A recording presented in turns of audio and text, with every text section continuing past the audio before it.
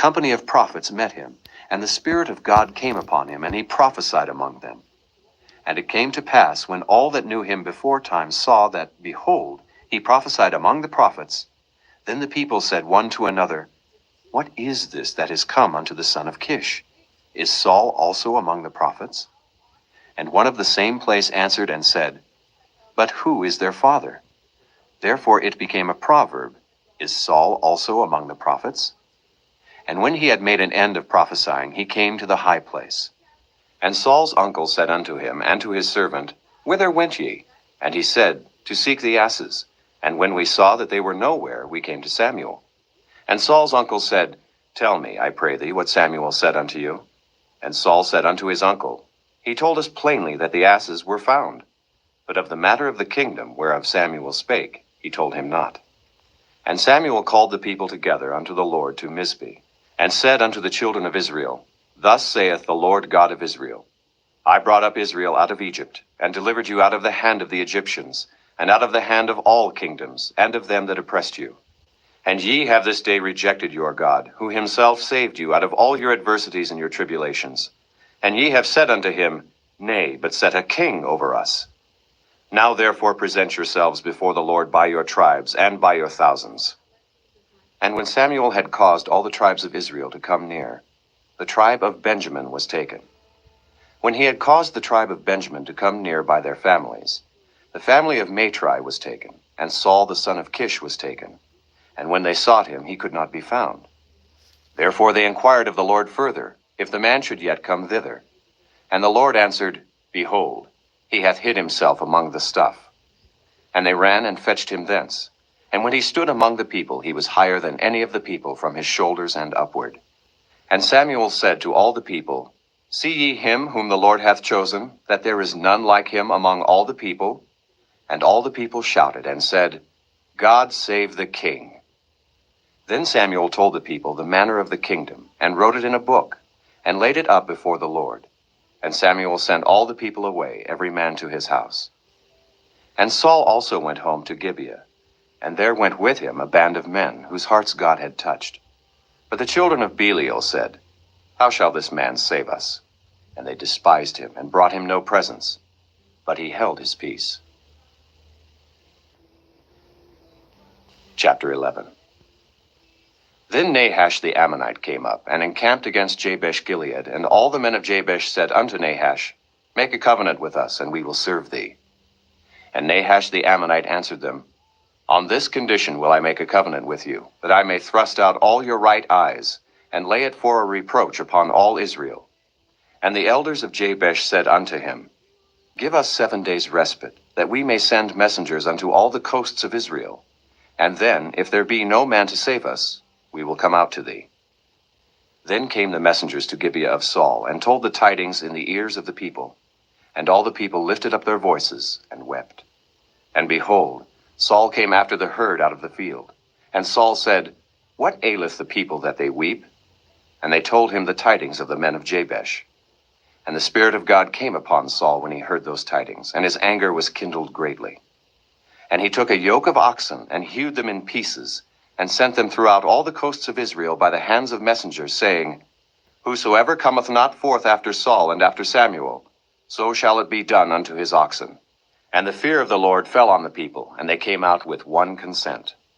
And when he numbered them in Bezek, the children of Israel were 300,000, and the men of Judah 30,000. And they said unto the messengers that came, Thus shall ye say unto the men of Jabesh-Gilead, Tomorrow by that time the sun be hot, ye shall have help. And the messengers came and showed it to the men of Jabesh, and they were glad. Therefore the men of Jabesh said, Tomorrow we will come out unto you, and ye shall do with us all that seemeth good unto you. And it was so on the morrow, that Saul put the people in 3 companies. And they came into the midst of the host in the morning watch, and slew the Ammonites until the heat of the day. And it came to pass that they which remained were scattered, so that 2 of them were not left together. And the people said unto Samuel, Who is he that said, Shall Saul reign over us? Bring the men, that we may put them to death. And Saul said, There shall not a man be put to death this day, for today the Lord hath wrought salvation in Israel. Then said Samuel to the people, Come, and let us go to Gilgal, and renew the kingdom there. And all the people went to Gilgal, and there they made Saul king before the Lord in Gilgal. And there they sacrificed sacrifices of peace offerings before the Lord. And there Saul and all the men of Israel rejoiced greatly. Chapter 12. And Samuel said unto all Israel, Behold, I have hearkened unto your voice in all that ye said unto me, and have made a king over you.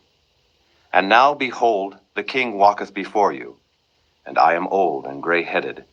And behold, my sons are with you, and I have walked before you from my childhood unto this day. Behold, here I am. Witness against me before the Lord and before his anointed. Whose ox have I taken? Or whose ass have I taken? Or whom have I defrauded? Whom have I oppressed? Or of whose hand have I received any bribe to blind mine eyes therewith? And I will restore it you. And they said, Thou hast not defrauded us, nor oppressed us, neither hast thou taken aught of any man's hand. And he said unto them, The Lord is witness against you, and his anointed is witness this day, that ye have not found aught in my hand. And they answered, He is witness. And Samuel said unto the people, It is the Lord that advanced Moses and Aaron, and that brought your fathers up out of the land of Egypt. Now therefore stand still, that I may reason with you before the Lord of all the righteous acts of the Lord, which he did to you and to your fathers. When Jacob was come into Egypt, and your fathers cried unto the Lord, then the Lord sent Moses and Aaron, which brought forth your fathers out of Egypt, and made them dwell in this place. And when they forgat the Lord their God, he sold them into the hand of Sisera, captain of the host of Hazor, and into the hand of the Philistines, and into the hand of the king of Moab, and they fought against them. And they cried unto the Lord, and said, We have sinned, because we have forsaken the Lord, and have served Baalim and Ashtaroth. But now deliver us out of the hand of our enemies, and we will serve thee.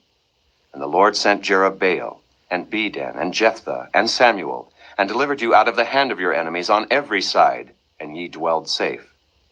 And when ye saw that Nahash, the king of the children of Ammon, came against you, ye said unto me, Nay, but a king shall reign over us, when the Lord your God was your king. Now therefore behold the king whom ye have chosen, and whom ye have desired. And behold, the Lord hath set a king over you.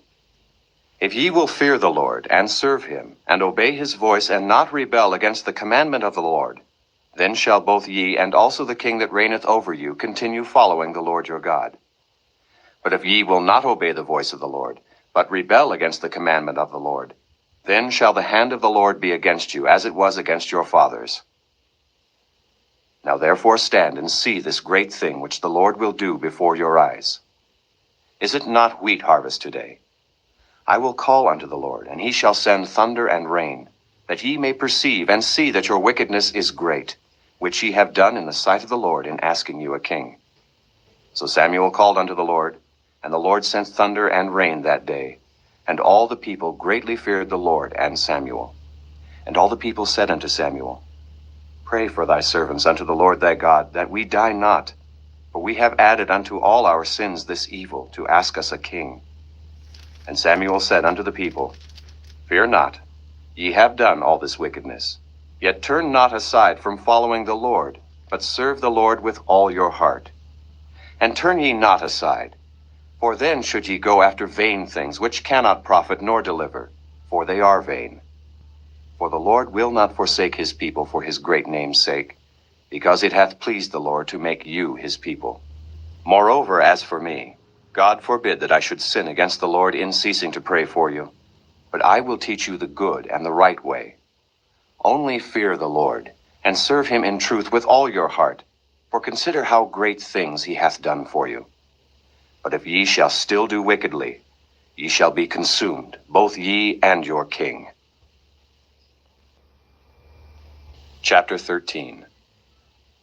Saul reigned 1 year, and when he had reigned 2 years over Israel, Saul chose him 3,000 men of Israel, whereof 2,000 were with Saul in Michmash and in Mount Bethel, and 1,000 were with Jonathan in Gibeah of Benjamin. And the rest of the people he sent every man to his tent. And Jonathan smote the garrison of the Philistines that was in Geba, and the Philistines heard of it. And Saul blew the trumpet throughout all the land, saying, Let the Hebrews hear. And all Israel heard say that Saul had smitten a garrison of the Philistines, and that Israel also was had in abomination with the Philistines. And the people were called together after Saul to Gilgal. And the Philistines gathered themselves together to fight with Israel, 30,000 chariots, and 6,000 horsemen, and people as the sand which is on the seashore in multitude. And they came up, and pitched in Michmash, eastward from Bethaven. When the men of Israel saw that they were in a strait, for the people were distressed, then the people did hide themselves in caves, and in thickets, and in rocks, and in high places, and in pits. And some of the Hebrews went over Jordan to the land of Gad and Gilead. As for Saul, he was yet in Gilgal, and all the people followed him, trembling. And he tarried 7 days, according to the set time that Samuel had appointed. But Samuel came not to Gilgal, and the people were scattered from him. And Saul said, Bring hither a burnt offering to me, and peace offerings. And he offered the burnt offering. And it came to pass that as soon as he had made an end of offering the burnt offering, behold, Samuel came.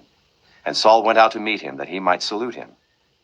And Samuel said, What hast thou done? And Saul said, Because I saw that the people were scattered from me, and that thou camest not within the days appointed, and that the Philistines gathered themselves together at Michmash. Therefore said I, The Philistines will come down now upon me to Gilgal, and I have not made supplication unto the Lord. I forced myself therefore, and offered a burnt offering. And Samuel said to Saul, Thou hast done foolishly. Thou hast not kept the commandment of the Lord thy God, which he commanded thee. For now would the Lord have established thy kingdom upon Israel forever. But now thy kingdom shall not continue.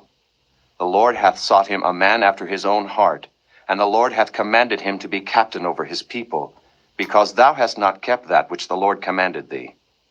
And Samuel arose, and gat him up from Gilgal unto Gibeah of Benjamin. And Saul numbered the people that were present with him, about 600 men. And Saul, and Jonathan his son, and the people that were present with them, abode in Gibeah of Benjamin, but the Philistines encamped in Michmash. And the spoilers came out of the camp of the Philistines in 3 companies. One company turned unto the way that leadeth to Ophrah, unto the land of Shual. And another company turned the way to Beth-horon. And another company turned to the way of the border that looketh to the valley of Zeboam toward the wilderness. Now there was no smith found throughout all the land of Israel, for the Philistines said, Lest the Hebrews make them swords or spears. But all the Israelites went down to the Philistines, to sharpen every man his share, and his coulter, and his axe, and his mattock. Yet they had a file for the mattocks, and for the coulters, and for the forks, and for the axes, and to sharpen the goads. So it came to pass in the day of battle, that there was neither sword nor spear found in the hand of any of the people that were with Saul and Jonathan. But with Saul and with Jonathan his son was there found. And the garrison of the Philistines went out to the passage of Michmash. Chapter 14. Now it came to pass upon a day, that Jonathan the son of Saul said unto the young man that bare his armor, Come, and let us go over to the Philistines' garrison that is on the other side. But he told not his father. And Saul tarried in the uttermost part of Gibeah under a pomegranate tree which is in Migron. And the people that were with him were about 600 men. And Ahiah, the son of Ahitub, Ichabod's brother, the son of Phinehas, the son of Eli, the Lord's priest in Shiloh, wearing an ephod. And the people knew not that Jonathan was gone.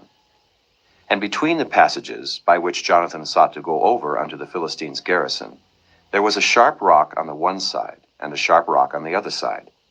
And the name of the one was Bozez, and the name of the other Seni. The forefront of the one was situate northward over against Michmash, and the other southward over against Gibeah. And Jonathan said to the young man that bare his armor, Come, and let us go over unto the garrison of these uncircumcised. It may be that the Lord will work for us, for there is no restraint to the Lord to save by many or by few. And his armor-bearer said unto him, Do all that is in thine heart. Turn thee. Behold, I am with thee according to thy heart. Then said Jonathan, Behold, we will pass over unto these men, and we will discover ourselves unto them. If they say thus unto us, Tarry until we come to you, then we will stand still in our place, and will not go up unto them. But if they say thus, Come up unto us, then we will go up, for the Lord hath delivered them into our hand, and this shall be a sign unto us. And both of them discovered themselves unto the garrison of the Philistines. And the Philistines said, Behold, the Hebrews come forth out of the holes where they had hid themselves. And the men of the garrison answered Jonathan and his armor-bearer, and said, Come up to us, and we will show you a thing. And Jonathan said unto his armor-bearer, Come up after me, for the Lord hath delivered them into the hand of Israel. And Jonathan climbed up upon his hands and upon his feet, and his armor-bearer after him. And they fell before Jonathan, and his armor-bearer slew after him. And that first slaughter, which Jonathan and his armor-bearer made, was about 20 men, within as it were an half acre of land, which a yoke of oxen might plow. And there was trembling in the host in the field, and among all the people. The garrison and the spoilers, they also trembled, and the earth quaked. So it was a very great trembling. And the watchmen of Saul in Gibeah of Benjamin looked, and behold, the multitude melted away, and they went on beating down one another. Then said Saul unto the people that were with him, Number now, and see who is gone from us. And when they had numbered, behold, Jonathan and his armor-bearer were not there. And Saul said unto Ahiah, Bring hither the ark of God. For the ark of God was at that time with the children of Israel. And it came to pass, while Saul talked unto the priest, that the noise that was in the host of the Philistines went on and increased. And Saul said unto the priest, Withdraw thine hand. And Saul and all the people that were with him assembled themselves, and they came to the battle. And behold, every man's sword was against his fellow, and there was a very great discomfiture. Moreover, the Hebrews that were with the Philistines before that time, which went up with them into the camp from the country round about, even they also turned to be with the Israelites that were with Saul and Jonathan. Likewise all the men of Israel which had hid themselves in Mount Ephraim, when they heard that the Philistines fled, even they also followed hard after them in the battle. So the Lord saved Israel that day, and the battle passed over unto Bethaven.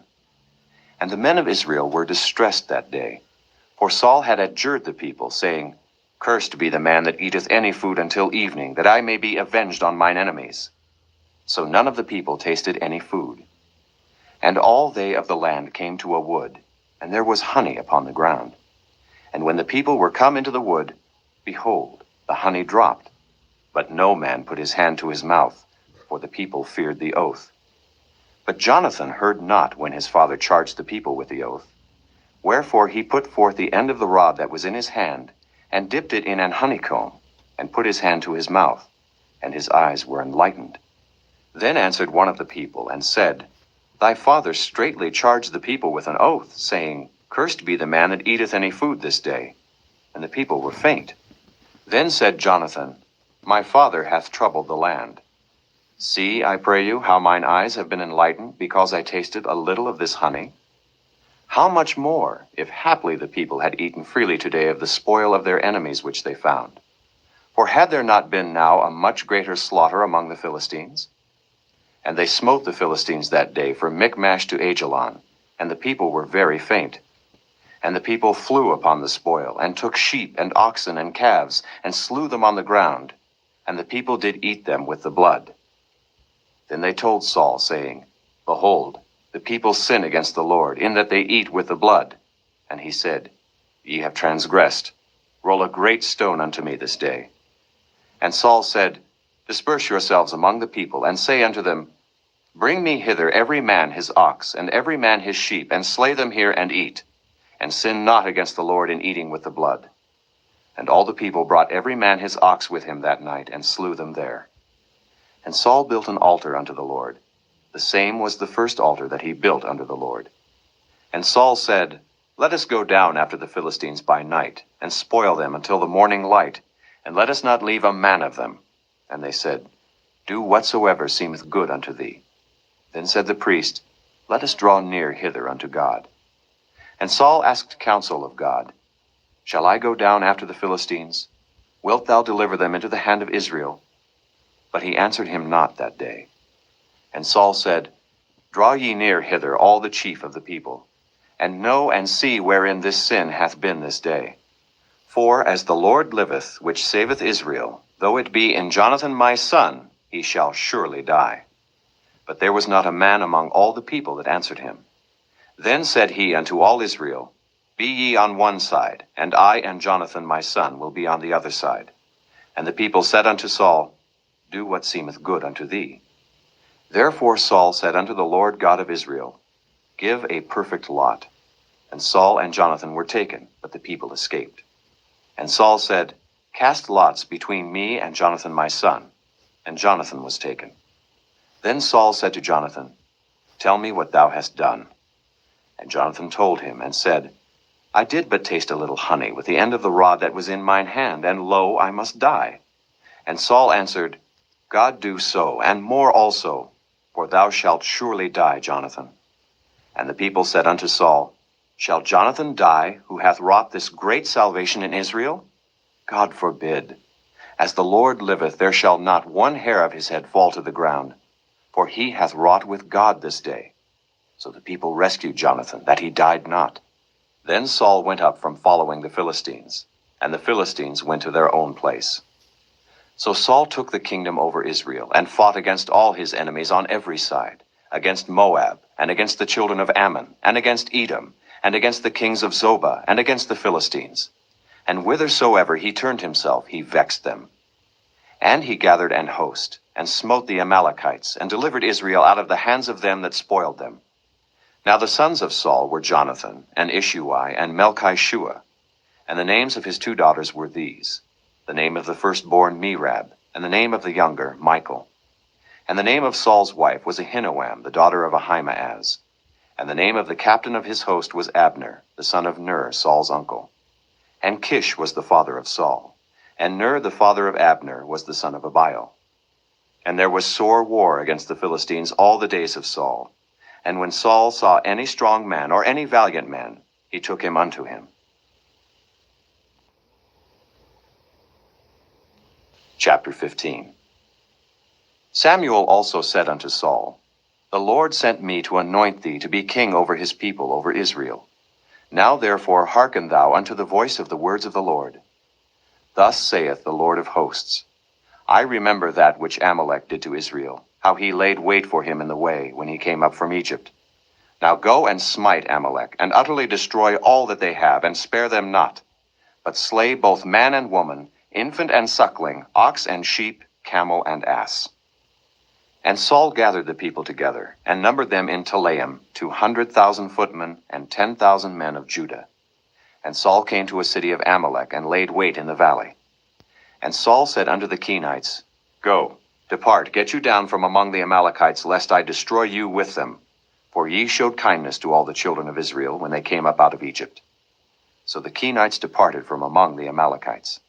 And Saul smote the Amalekites from Havilah until thou comest to Shur, that is over against Egypt. And he took Agag, the king of the Amalekites, alive, and utterly destroyed all the people with the edge of the sword. But Saul and the people spared Agag, and the best of the sheep, and of the oxen, and of the fatlings, and the lambs, and all that was good, and would not utterly destroy them. But everything that was vile and refuse, that they destroyed utterly. Then came the word of the Lord unto Samuel, saying, It repenteth me that I have set up Saul to be king, for he is turned back from following me, and hath not performed my commandments. And it grieved Samuel, and he cried unto the Lord all night. And when Samuel rose early to meet Saul in the morning, it was told Samuel, saying, Saul came to Carmel, and behold, he set him up a place, and is gone about, and passed on, and gone down to Gilgal. And Samuel came to Saul, and Saul said unto him, Blessed be thou of the Lord. I have performed the commandment of the Lord. And Samuel said, What meaneth then this bleating of the sheep in mine ears, and the lowing of the oxen which I hear? And Saul said, They have brought them from the Amalekites. For the people spared the best of the sheep and of the oxen, to sacrifice unto the Lord thy God, and the rest we have utterly destroyed. Then Samuel said unto Saul, Stay, and I will tell thee what the Lord hath said to me this night. And he said unto him, Say on. And Samuel said, When thou wast little in thine own sight, wast thou not made the head of the tribes of Israel, and the Lord anointed thee king over Israel? And the Lord sent thee on a journey, and said, Go, and utterly destroy the sinners the Amalekites, and fight against them until they be consumed. Wherefore then didst thou not obey the voice of the Lord, but didst fly upon the spoil, and didst evil in the sight of the Lord? And Saul said unto Samuel, Yea, I have obeyed the voice of the Lord, and have gone the way which the Lord sent me, and have brought Agag the king of Amalek, and have utterly destroyed the Amalekites. But the people took of the spoil sheep and oxen, the chief of the things which should have been utterly destroyed, to sacrifice unto the Lord thy God in Gilgal. And Samuel said, Hath the Lord as great delight in burnt offerings and sacrifices as in obeying the voice of the Lord? Behold, to obey is better than sacrifice, and to hearken than the fat of rams. For rebellion is as the sin of witchcraft, and stubbornness is as iniquity and idolatry. Because thou hast rejected the word of the Lord, he hath also rejected thee from being king. And Saul said unto Samuel, I have sinned, for I have transgressed the commandment of the Lord and thy words, because I feared the people and obeyed their voice. Now therefore I pray thee, pardon my sin, and turn again with me, that I may worship the Lord. And Samuel said unto Saul, I will not return with thee, for thou hast rejected the word of the Lord, and the Lord hath rejected thee from being king over Israel. And as Samuel turned about to go away, he laid hold upon the skirt of his mantle, and it rent. And Samuel said unto him, The Lord hath rent the kingdom of Israel from thee this day, and hath given it to a neighbor of thine that is better than thou. And also the strength of Israel will not lie nor repent, for he is not a man that he should repent. Then he said, I have sinned. Yet honor me now, I pray thee, before the elders of my people, and before Israel, and turn again with me, that I may worship the Lord thy God. So Samuel turned again after Saul, and Saul worshipped the Lord. Then said Samuel, Bring ye hither to me Agag the king of the Amalekites. And Agag came unto him delicately. And Agag said, Surely the bitterness of death is past. And Samuel said, As thy sword hath made women childless, so shall thy mother be childless among women. And Samuel hewed Agag in pieces before the Lord in Gilgal. Then Samuel went to Ramah, and Saul went up to his house to Gibeah of Saul. And Samuel came no more to see Saul until the day of his death. Nevertheless Samuel mourned for Saul, and the Lord repented that he had made Saul king over Israel. Chapter 16. And the Lord said unto Samuel, How long wilt thou mourn for Saul, seeing I have rejected him from reigning over Israel?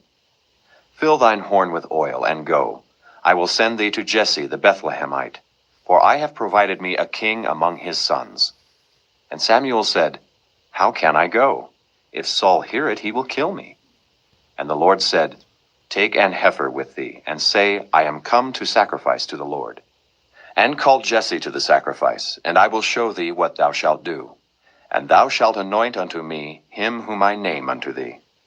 And Samuel did that which the Lord spake, and came to Bethlehem. And the elders of the town trembled at his coming, and said, Comest thou peaceably?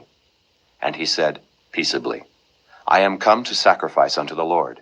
Sanctify yourselves, and come with me to the sacrifice. And he sanctified Jesse and his sons, and called them to the sacrifice. And it came to pass, when they were come, that he looked on Eliab, and said, Surely the Lord's anointed is before him. But the Lord said unto Samuel, Look not on his countenance, or on the height of his stature, because I have refused him. For the Lord seeth not as man seeth. For man looketh on the outward appearance, but the Lord looketh on the heart. Then Jesse called Abinadab, and made him pass before Samuel. And he said, Neither hath the Lord chosen this. Then Jesse made Shammah to pass by, and he said, Neither hath the Lord chosen this. Again Jesse made 7 of his sons to pass before Samuel. And Samuel said unto Jesse, The Lord hath not chosen these. And Samuel said unto Jesse, Are here all thy children? And he said, There remaineth yet the youngest, and behold, he keepeth the sheep. And Samuel said unto Jesse, Send and fetch him, for we will not sit down till he come hither. And he sent, and brought him in. Now he was ruddy, and withal of a beautiful countenance, and goodly to look to. And the Lord said, Arise, anoint him, for this is he. Then Samuel took the horn of oil, and anointed him in the midst of his brethren. And the Spirit of the Lord came upon David from that day forward. So Samuel rose up, and went to Ramah. But the Spirit of the Lord departed from Saul, and an evil spirit from the Lord troubled him. And Saul's servants said unto him, Behold now, an evil spirit from God troubleth thee. Let our Lord now command thy servants, which are before thee, to seek out a man who is a cunning player on an harp. And it shall come to pass, when the evil spirit from God is upon thee, that he shall play with his hand, and thou shalt be well. And Saul said unto his servants, Provide me now a man that can play well, and bring him to me. Then answered one of the servants, and said, Behold, I have seen a son of Jesse the Bethlehemite, that is cunning in playing, and a mighty valiant man, and a man of war, and prudent in matters, and a comely person, and the Lord is with him. Wherefore Saul sent messengers unto Jesse, and said, Send me David thy son, which is with the sheep. And Jesse took an ass laden with bread, and a bottle of wine, and a kid, and sent them by David his son unto Saul. And David came to Saul, and stood before him. And he loved him greatly, and he became his armor-bearer. And Saul sent to Jesse, saying, Let David, I pray thee, stand before me, for he hath found favor in my sight. And it came to pass, when the evil spirit from God was upon Saul, that David took an harp, and played with his hand. So Saul was refreshed, and was well, and the evil spirit departed from him. Chapter 17. Now the Philistines gathered together their armies to battle, and were gathered together at Shochoh, which belongeth to Judah, and pitched between Shochoh and Azekah in Ephes-dammim. And Saul and the men of Israel were gathered together, and pitched by the valley of Elah, and set the battle in array against the Philistines. And the Philistines stood on a mountain on the one side, and Israel stood on a mountain on the other side, and there was a valley between them. And there went out a champion out of the camp of the Philistines, named Goliath of Gath, whose height was 6 cubits and a span. And he had an helmet of brass upon his head, and he was armed with a coat of mail, and the weight of the coat was 5,000 shekels of brass. And he had greaves of brass upon his legs, and a target of brass between his shoulders. And the staff of his spear was like a weaver's beam. And his spear's head weighed 600 shekels of iron, and one bearing a shield went before him. And he stood and cried unto the armies of Israel, and said unto them, Why are ye come out to set your battle in array? Am not I a Philistine, and ye servants to Saul? Choose you a man for you, and let him come down to me. If he be able to fight with me, and to kill me, then will we be your servants. But if I prevail against him, and kill him, then shall ye be our servants, and serve us. And the Philistines said, I defy the armies of Israel this day. Give me a man that we may fight together. When Saul and all Israel heard those words of the Philistine, they were dismayed and greatly afraid. Now David was the son of that Ephrathite of Bethlehem, Judah, whose name was Jesse, and he had 8 sons. And the man went among men for an old man in the days of Saul. And the 3 eldest sons of Jesse went and followed Saul to the battle. And the names of his 3 sons that went to the battle were Eliab the firstborn, and next unto him Abinadab, and the third Shammah. And David was the youngest, and the 3 eldest followed Saul. But David went and returned from Saul to feed his father's sheep at Bethlehem. And the Philistine drew near morning and evening, and presented himself 40 days. And Jesse said unto David his son, Take now for thy brethren an ephah of this parched corn, and these 10 loaves, and run to the camp to thy brethren, and carry these 10 cheeses unto the captain of their 1,000, and look how thy brethren fare, and take their pledge. Now Saul and they, and all the men of Israel, were in the valley of Elah, fighting with the Philistines. And David rose up early in the morning, and left the sheep with the keeper, and took and went as Jesse had commanded him. And he came to the trench as the host was going forth to the fight, and shouted for the battle.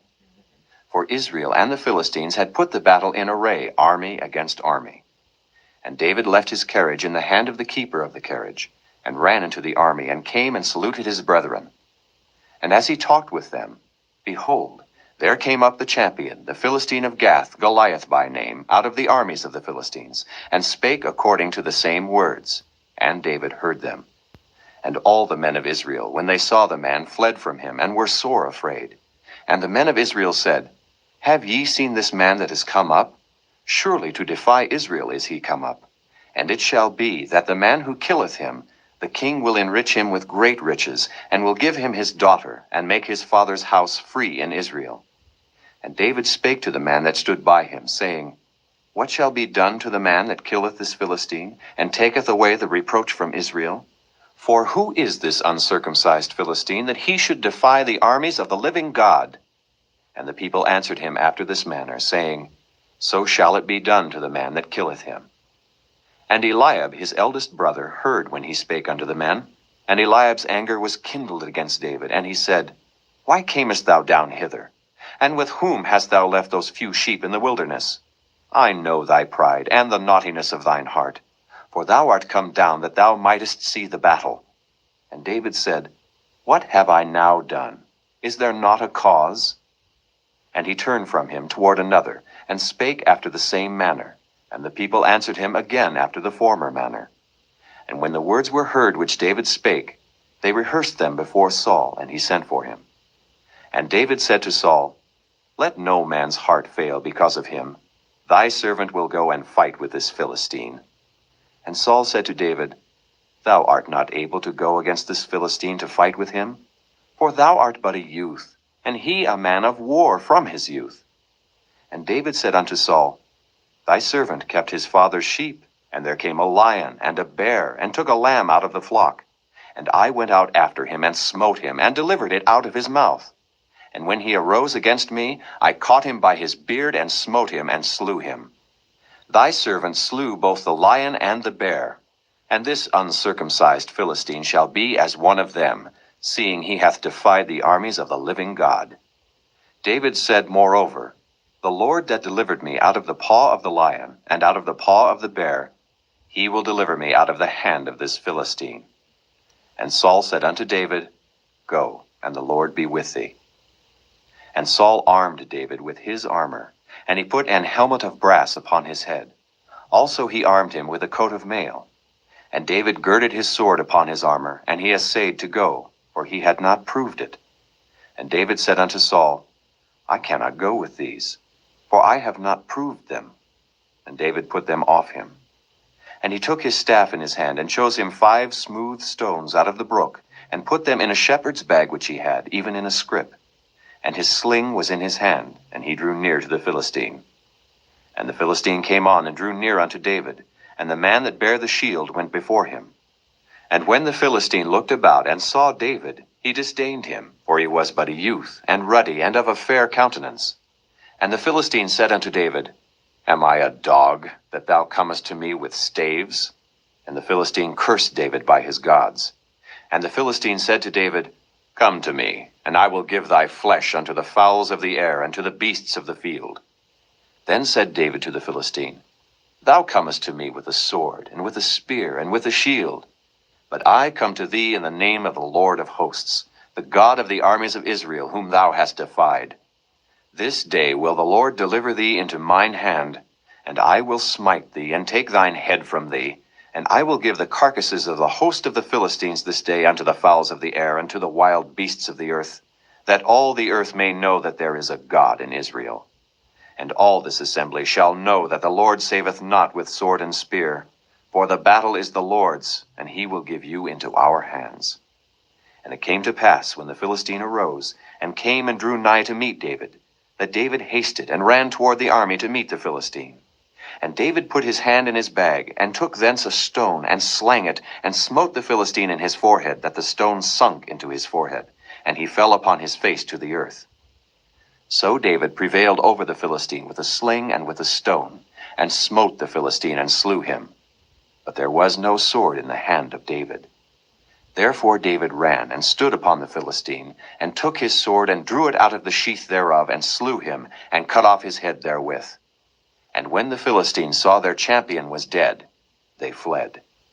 And the men of Israel and of Judah arose, and shouted, and pursued the Philistines, until thou come to the valley, and to the gates of Ekron. And the wounded of the Philistines fell down by the way to Shaaraim, even unto Gath, and unto Ekron. And the children of Israel returned from chasing after the Philistines, and they spoiled their tents. And David took the head of the Philistine, and brought it to Jerusalem, but he put his armor in his tent. And when Saul saw David go forth against the Philistine, he said unto Abner, the captain of the host, Abner, whose son is this youth? And Abner said, As thy soul liveth, O king, I cannot tell. And the king said, Inquire thou whose son the stripling is. And as David returned from the slaughter of the Philistine, Abner took him and brought him before Saul with the head of the Philistine in his hand. And Saul said to him, Whose son art thou, thou young man? And David answered, I am the son of thy servant Jesse, the Bethlehemite.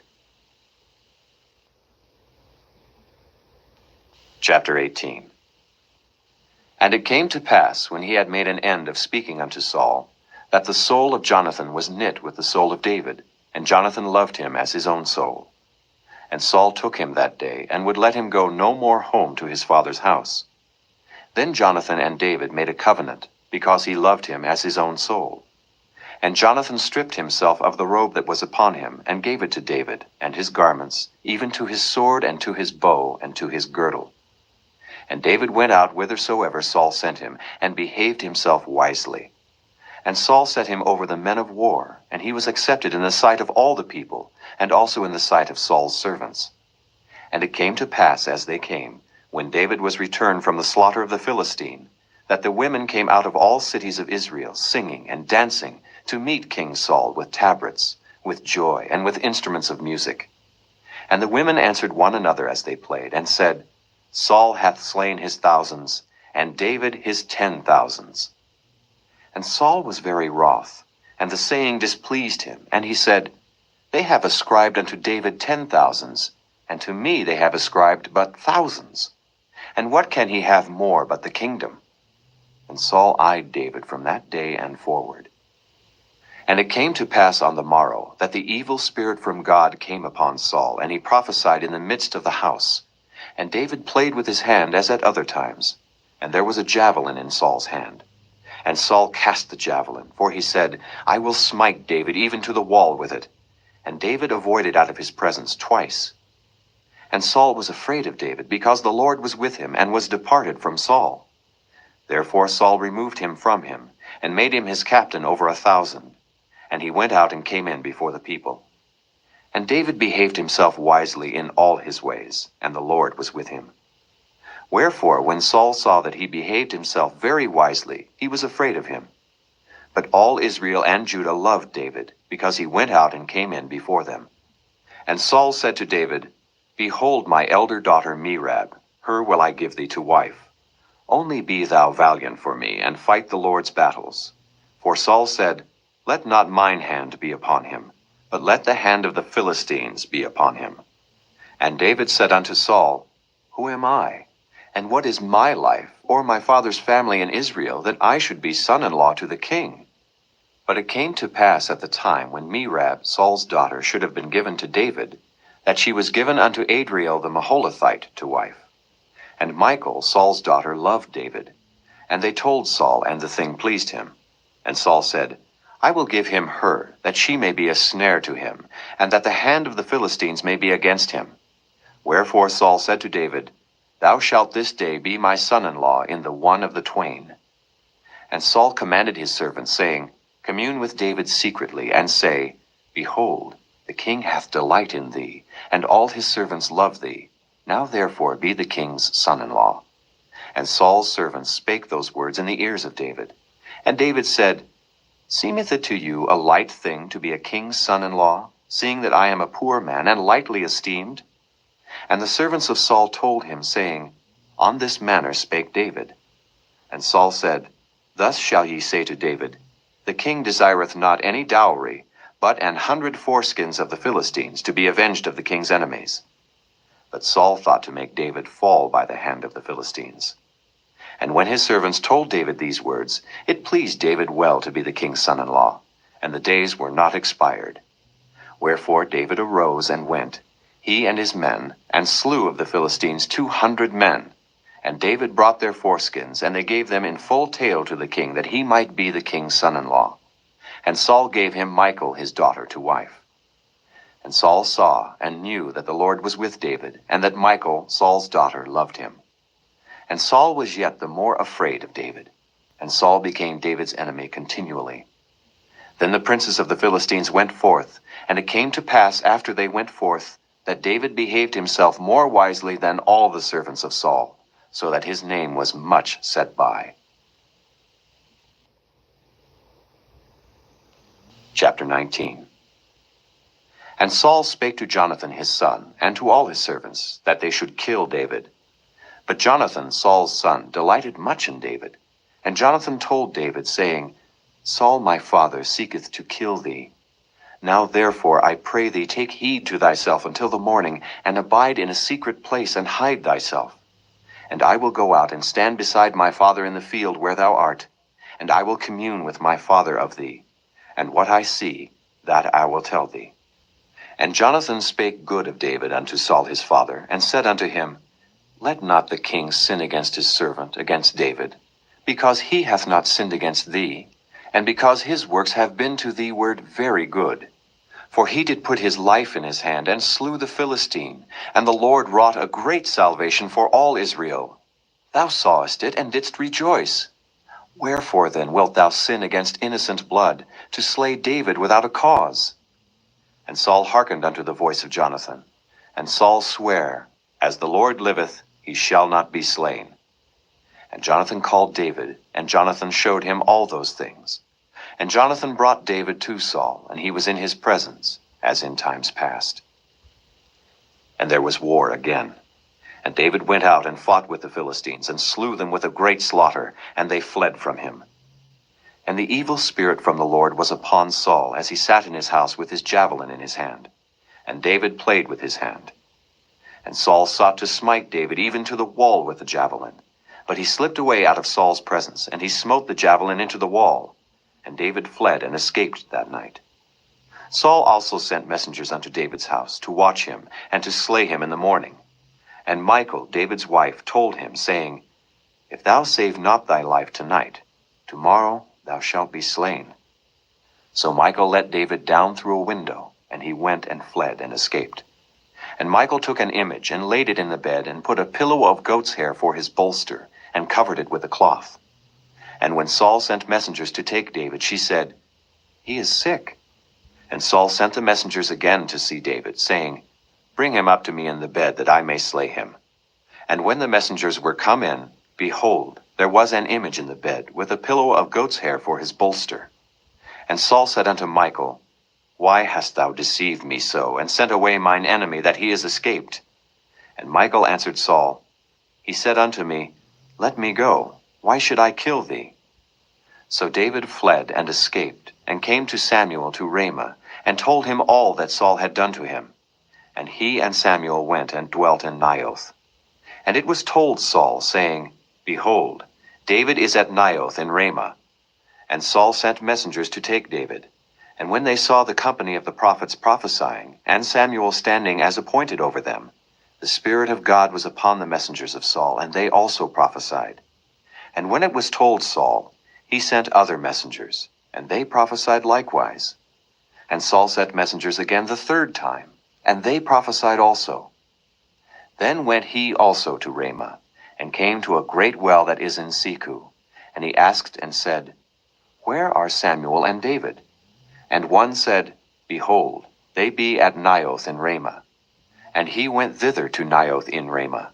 And the Spirit of God was upon him also. And he went on and prophesied until he came to Naioth in Ramah. And he stripped off his clothes also, and prophesied before Samuel in like manner, and lay down naked all that day and all that night. Wherefore they say, Is Saul also among the prophets? Chapter 20. And David fled from Naioth in Ramah, and came and said before Jonathan, What have I done? What is mine iniquity? And what is my sin before thy father, that he seeketh my life? And he said unto him, God forbid, thou shalt not die. Behold, my father will do nothing either great or small, but that he will show it me. And why should my father hide this thing from me? It is not so. And David sware moreover, and said, Thy father certainly knoweth that I have found grace in thine eyes. And he saith, Let not Jonathan know this, lest he be grieved. But truly as the Lord liveth, and as thy soul liveth, there is but a step between me and death. Then said Jonathan unto David, Whatsoever thy soul desireth, I will even do it for thee. And David said unto Jonathan, Behold, tomorrow is the new moon, and I should not fail to sit with the king at meat.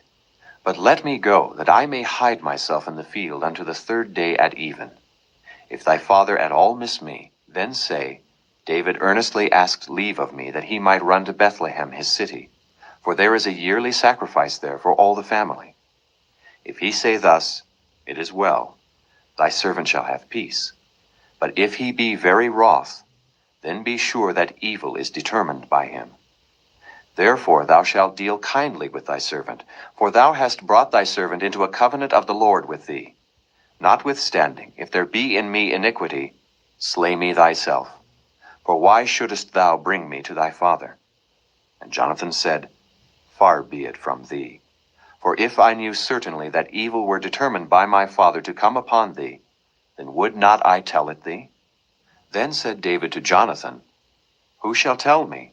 Or what if thy father answer thee roughly? And Jonathan said unto David, Come, and let us go out into the field. And they went out both of them into the field. And Jonathan said unto David, O Lord God of Israel, when I have sounded my father about tomorrow any time, or the third day, and behold, if there be good toward David, and I then send not unto thee, and show it thee, the Lord do so and much more to Jonathan.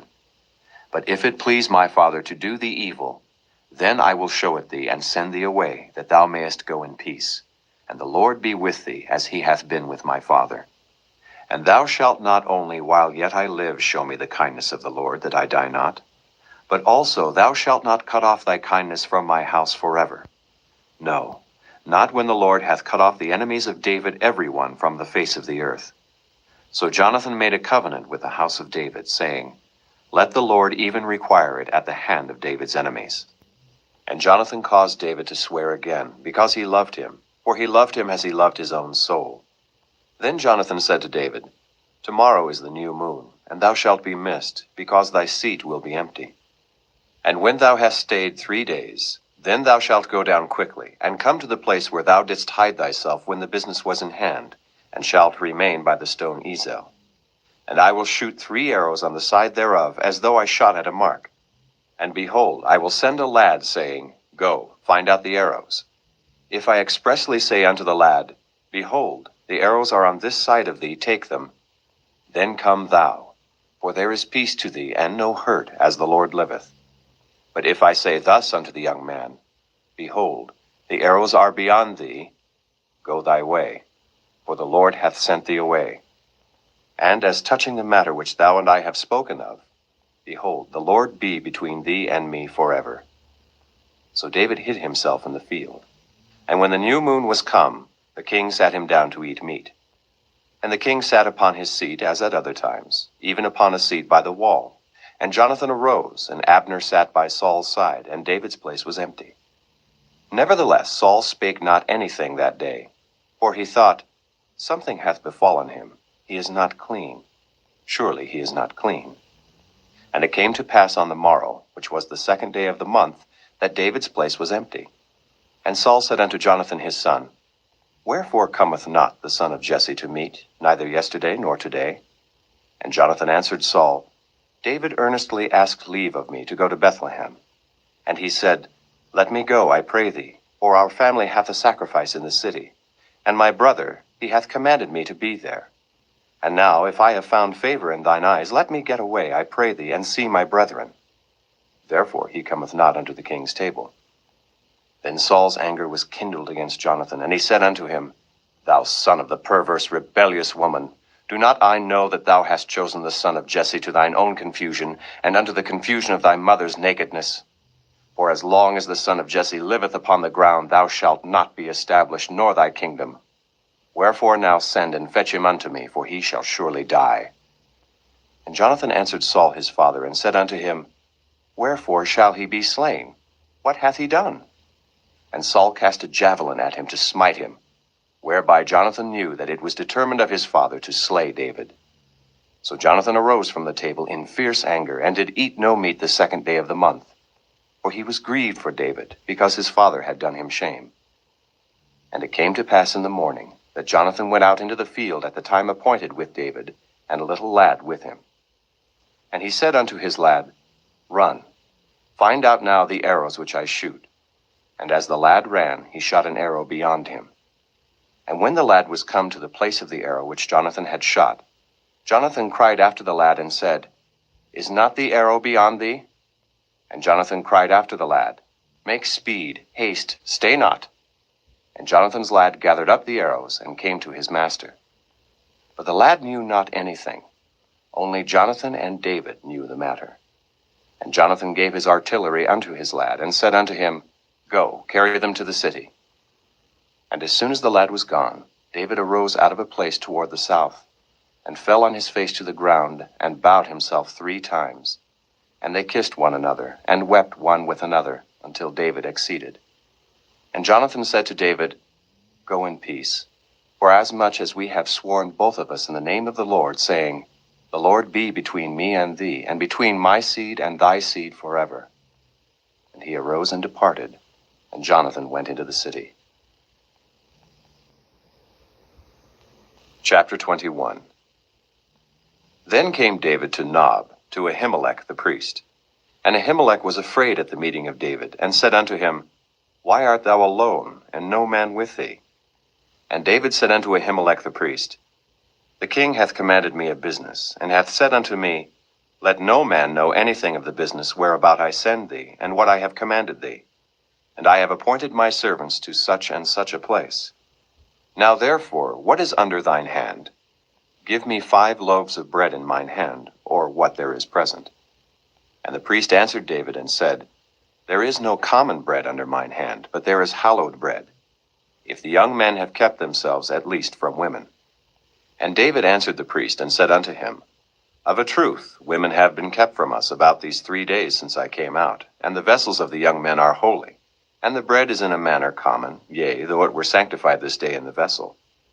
So the priest gave him hallowed bread, for there was no bread there but the showbread that was taken from before the Lord, to put hot bread in the day when it was taken away. Now a certain man of the servants of Saul was there that day, detained before the Lord. And his name was Doeg, an Edomite, the chiefest of the herdmen that belonged to Saul.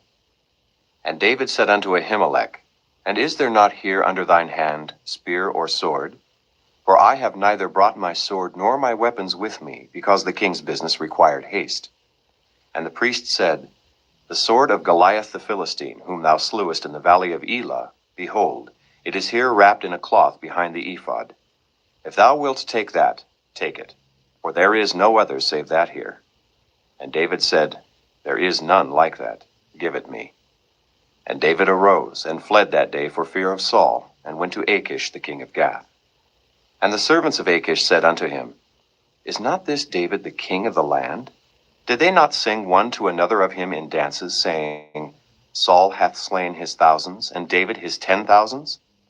And David laid up these words in his heart, and was sore afraid of Achish the king of Gath. And he changed his behavior before them, and feigned himself mad in their hands, and scrabbled on the doors of the gate, and let his spittle fall down upon his beard. Then said Achish unto his servants, Lo, ye see the man is mad. Wherefore then have ye brought him to me? Have I need of madmen, that ye have brought this fellow to play the madman in my presence? Shall this fellow come into my house? Chapter 22. David therefore departed thence, and escaped to the cave Adullam. And when his brethren and all his father's house heard it, they went down thither to him. And every one that was in distress, and every one that was in debt, and every one that was discontented gathered themselves unto him. And he became a captain over them. And there were with him about 400 men. And David went thence to Mizpeh of Moab, and he said unto the king of Moab, Let my father and my mother, I pray thee, come forth and be with you, till I know what God will do for me. And he brought them before the king of Moab, and they dwelt with him all the while that David was in the hold. And the prophet Gad said unto David, Abide not in the hold, depart and get thee into the land of Judah. Then David departed, and came into the forest of Hareth. When Saul heard that David was discovered, and the men that were with him, now Saul abode in Gibeah under a tree in Ramah, having his spear in his hand, and all his servants were standing about him. Then Saul said unto his servants that stood about him, Hear now, ye Benjamites, will the son of Jesse give every one of you fields and vineyards, and make you all captains of thousands and captains of hundreds, that all of you have conspired against me? And there is none that showeth me that my son hath made a league with the son of Jesse. And there is none of you that is sorry for me, or showeth unto me that my son hath stirred up my servant against me, to lie in wait, as at this day? Then answered Doeg the Edomite, which was set over the servants of Saul, and said, I saw the son of Jesse coming to Nob, to Ahimelech the son of Ahitub. And he inquired of the Lord for him, and gave him victuals, and gave him the sword of Goliath the Philistine. Then the king sent to call Ahimelech the priest, the son of Ahitub, and all his father's house, the priests that were in Nob. And they came all of them to the king. And Saul said, Hear now, thou son of Ahitub. And he answered, Here I am, my lord. And Saul said unto him, Why have ye conspired against me, thou and the son of Jesse, in that thou hast given him bread and a sword, and hast inquired of God for him, that he should rise against me, to lie in wait, as at this day? Then Ahimelech answered the king, and said, And who is so faithful among all thy servants as David, which is the king's son-in-law, and goeth at thy bidding, and is honorable in thine house? Did I then begin to inquire of God for him? Be it far from me. Let not the king impute anything unto his servant, nor to all the house of my father. For thy servant knew nothing of all this, less or more. And the king said, Thou shalt surely die, Ahimelech, thou and all thy father's house. And the king said unto the footmen that stood about him, Turn and slay the priests of the Lord, because their hand also is with David, and because they knew when he fled, and did not show it to me. But the servants of the king would not put forth their hand to fall upon the priests of the Lord. And the king said to Doeg, Turn thou, and fall upon the priests. And Doeg the Edomite turned, and he fell upon the priests, and slew on that day 75 persons that did wear a linen ephod. And Nob, the city of the priests, smote he with the edge of the sword, both men and women, children and sucklings, and oxen and asses and sheep, with the edge of the sword. And one of the sons of Ahimelech, the son of Ahitub, named Abiathar, escaped, and fled after David. And Abiathar showed David that Saul had slain the Lord's priests. And David said unto Abiathar, I knew it that day, when Doeg the Edomite was there, that he would surely tell Saul, I have occasioned the death of all the persons of thy father's house. Abide thou with me, fear not. For he that seeketh my life seeketh thy life, but with me thou shalt be in safeguard. Chapter 23.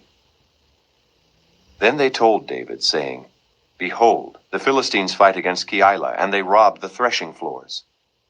Therefore David inquired of the Lord, saying, Shall I go and smite these Philistines? And the Lord said unto David, Go and smite the Philistines, and save Keilah. And David's men said unto him, Behold, we be afraid here in Judah. How much more then if we come to Keilah against the armies of the Philistines? Then David inquired of the Lord yet again. And the Lord answered him and said, Arise, go down to Keilah, for I will deliver the Philistines into thine hand. So David and his men went to Keilah and fought with the Philistines, and brought away their cattle, and smote them with a great slaughter. So David saved the inhabitants of Keilah. And it came to pass, when Abiathar the son of Ahimelech fled to David to Keilah, that he came down with an ephod in his hand. And it was told Saul that David was come to Keilah. And Saul said, God hath delivered him into mine hand, for he is shut in by entering into a town that hath gates and bars. And Saul called all the people together to war, to go down to Keilah, to besiege David and his men. And David knew that Saul secretly practiced mischief against him. And he said to Abiathar the priest, Bring hither the ephod. Then said David, O Lord God of Israel, thy servant hath certainly heard that Saul seeketh to come to Keilah, to destroy the city for my sake. Will the men of Keilah deliver me up into his hand? Will Saul come down, as thy servant hath heard? O Lord God of Israel, I beseech thee, tell thy servant. And the Lord said, He will come down. Then said David, Will the men of Keilah deliver me and my men into the hand of Saul? And the Lord said, They will deliver thee up. Then David and his men, which were about 600, arose and departed out of Keilah, and went whithersoever they could go. And it was told Saul that David was escaped from Keilah, and he forbare to go forth. And David abode in the wilderness in strongholds, and remained in a mountain in the wilderness of Ziph. And Saul sought him every day, but God delivered him not into his hand. And David saw that Saul was come out to seek his life. And David was in the wilderness of Ziph in a wood. And Jonathan, Saul's son, arose and went to David into the wood, and strengthened his hand in God. And he said unto him, Fear not, for the hand of Saul my father shall not find thee. And thou shalt be king over Israel, and I shall be next unto thee. And that also Saul my father knoweth.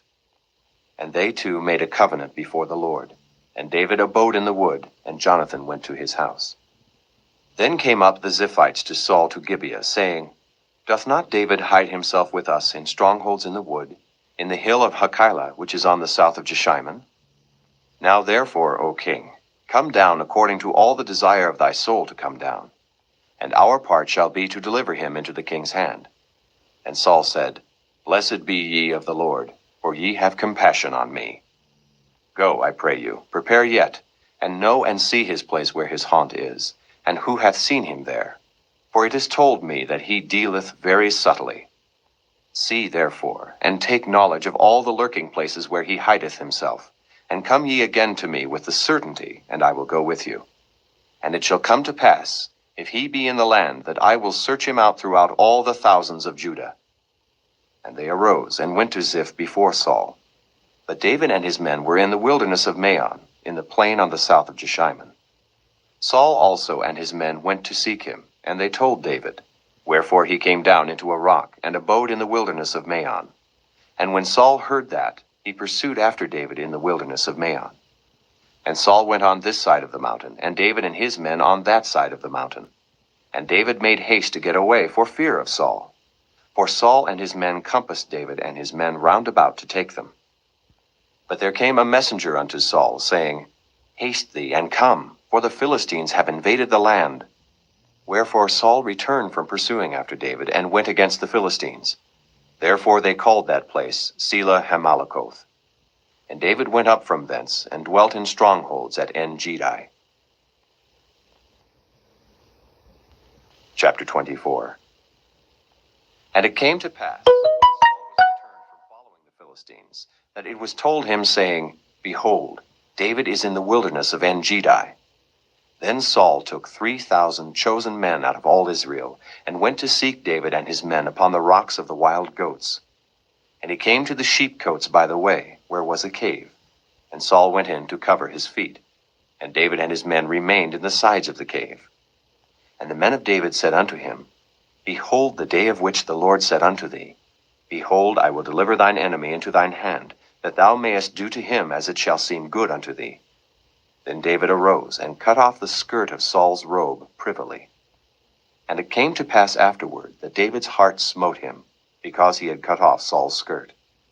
And he said unto his men, The Lord forbid that I should do this thing unto my master, the Lord's anointed, to stretch forth mine hand against him, seeing he is the anointed of the Lord. So David stayed his servants with these words, and suffered them not to rise against Saul. But Saul rose up out of the cave, and went on his way. David also arose afterward, and went out of the cave, and cried after Saul, saying, My lord the king. And when Saul looked behind him, David stooped with his face to the earth, and bowed himself. And David said to Saul, Wherefore hearest thou men's words, saying, Behold, David seeketh thy hurt? Behold, this day thine eyes have seen how that the Lord had delivered thee today into mine hand in the cave. And some bade me kill thee. But mine eye spared thee, and I said, I will not put forth mine hand against my Lord, for he is the Lord's anointed. Moreover, my father, see, yea, see the skirt of thy robe in my hand. For in that I cut off the skirt of thy robe, and killed thee not, know thou, and see that there is neither evil nor transgression in mine hand, and I have not sinned against thee. Yet thou huntest my soul to take it. The Lord judge between me and thee, and the Lord avenge me of thee, but mine hand shall not be upon thee. As saith the proverb of the ancients, Wickedness proceedeth from the wicked, but mine hand shall not be upon thee. After whom is the king of Israel come out? After whom dost thou pursue? After a dead dog, after a flea. The Lord therefore be judge, and judge between me and thee, and see, and plead my cause, and deliver me out of thine hand. And it came to pass, when David had made an end of speaking these words unto Saul, that Saul said, Is this thy voice, my son David? And Saul lifted up his voice, and wept. And he said to David, Thou art more righteous than I, for thou hast rewarded me good, whereas I have rewarded thee evil. And thou hast showed this day how that thou hast dealt well with me. For as much as when the Lord had delivered me into thine hand, thou killedst me not. For if a man find his enemy, will he let him go well away?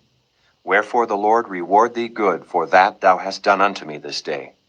And now behold, I know well that thou shalt surely be king, and that the kingdom of Israel shall be established in thine hand. Swear now therefore unto me by the Lord, that thou wilt not cut off my seed after me, and that thou wilt not destroy my name out of my father's house. And David sware unto Saul, and Saul went home. But David and his men gat them up unto the hold. Chapter 25. And Samuel died, and all the Israelites were gathered together, and lamented him, and buried him in his house at Ramah. And David arose, and went down to the wilderness of Paran. And there was a man in Maon, whose possessions were in Carmel, and the man was very great, and he had 3,000 sheep, and 1,000 goats, and he was shearing his sheep in Carmel. Now the name of the man was Nabal, and the name of his wife Abigail, and she was a woman of good understanding, and of a beautiful countenance. But the man was churlish and evil in his doings, and he was of the house of Caleb. And David heard in the wilderness that Nabal did shear his sheep.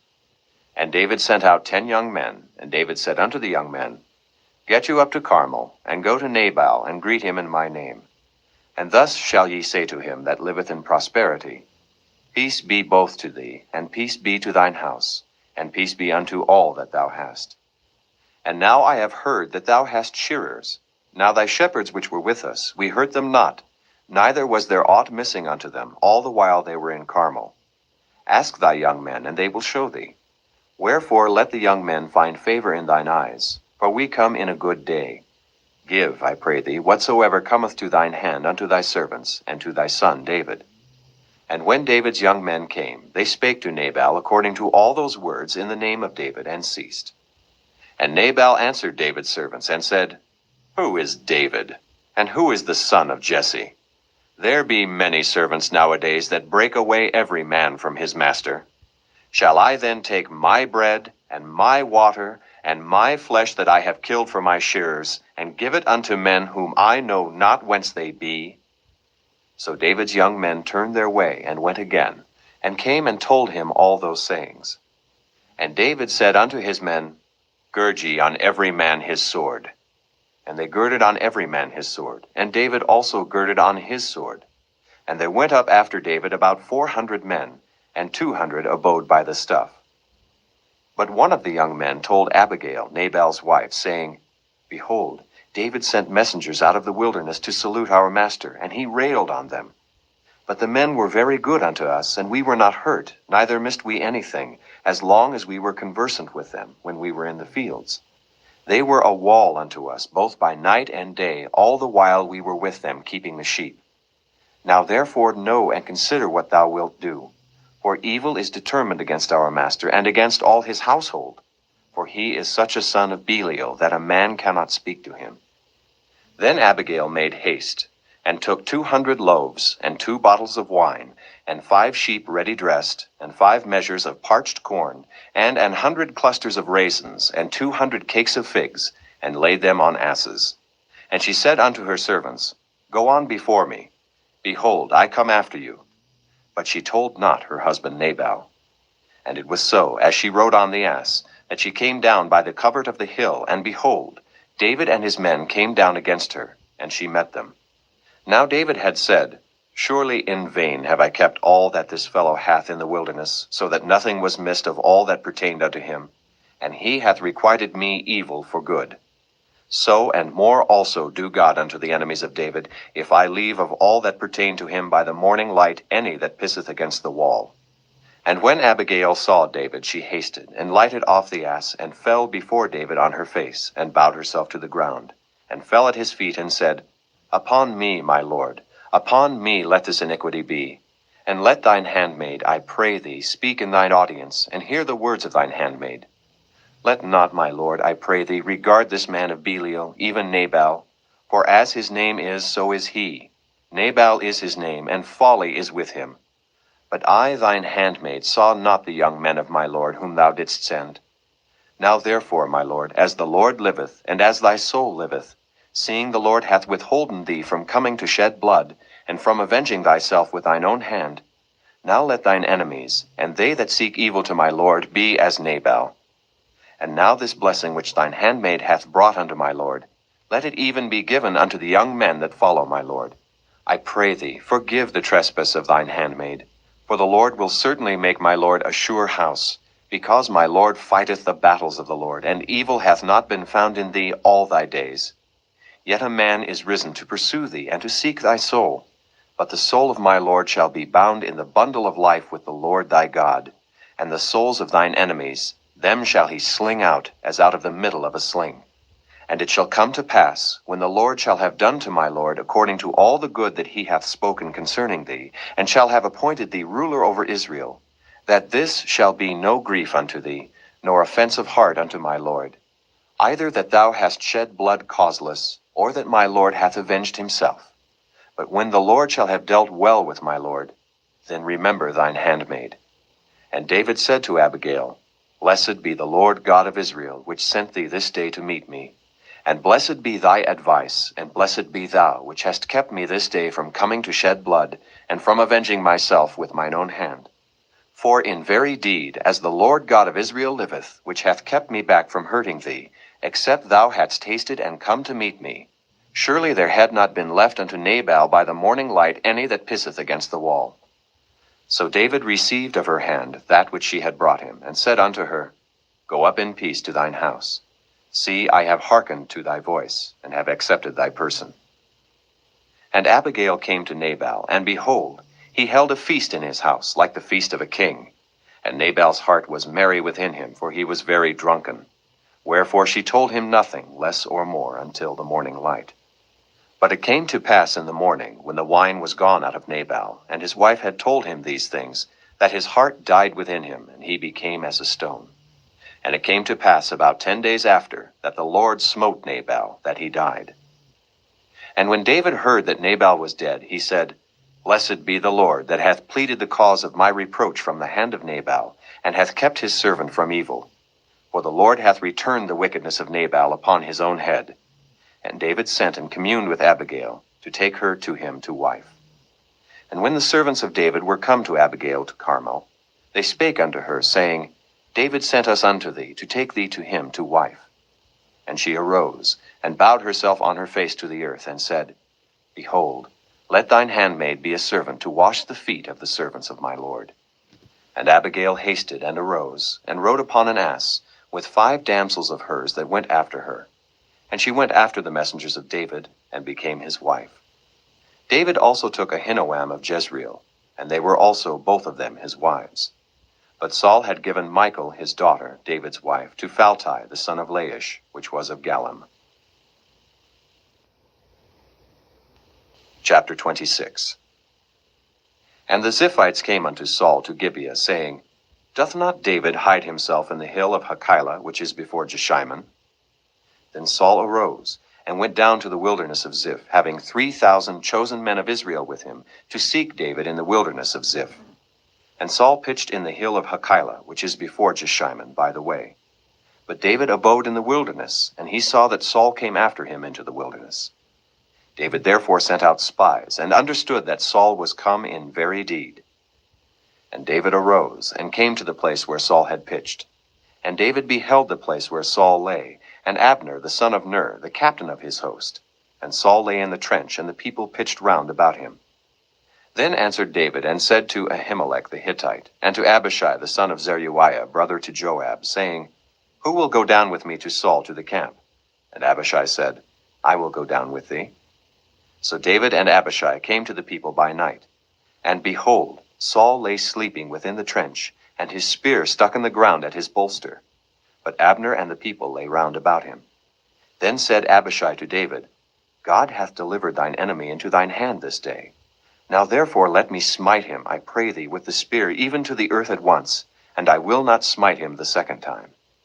And David said to Abishai, Destroy him not, for who can stretch forth his hand against the Lord's anointed and be guiltless? David said furthermore, As the Lord liveth, the Lord shall smite him, or his day shall come to die, or he shall descend into battle and perish. The Lord forbid that I should stretch forth mine hand against the Lord's anointed. But, I pray thee, take thou now the spear that is at his bolster, and the cruse of water, and let us go. So David took the spear and the cruse of water from Saul's bolster, and they gat them away, and no man saw it, nor knew it, neither awaked, for they were all asleep, because a deep sleep from the Lord was fallen upon them. Then David went over to the other side, and stood on the top of an hill afar off, a great space being between them. And David cried to the people, and to Abner the son of Ner, saying, Answerest thou not, Abner? Then Abner answered and said, Who art thou that criest to the king? And David said to Abner, Art not thou a valiant man? And who is like to thee in Israel? Wherefore then hast thou not kept thy lord the king? For there came one of the people in to destroy the king thy lord. This thing is not good that thou hast done. As the Lord liveth, ye are worthy to die, because ye have not kept your master, the Lord's anointed. And now see where the king's spear is, and the cruse of water that was at his bolster. And Saul knew David's voice, and said, Is this thy voice, my son David? And David said, It is my voice, my lord, O king. And he said, Wherefore doth my lord thus pursue after his servant? For what have I done? Or what evil is in mine hand? Now therefore I pray thee, let my lord the king hear the words of his servant. If the Lord have stirred thee up against me, let him accept an offering. But if they be the children of men, cursed be they before the Lord. For they have driven me out this day from abiding in the inheritance of the Lord, saying, Go, serve other gods. Now therefore let not my blood fall to the earth before the face of the Lord. For the king of Israel is come out to seek a flea, as when one doth hunt a partridge in the mountains. Then said Saul, I have sinned.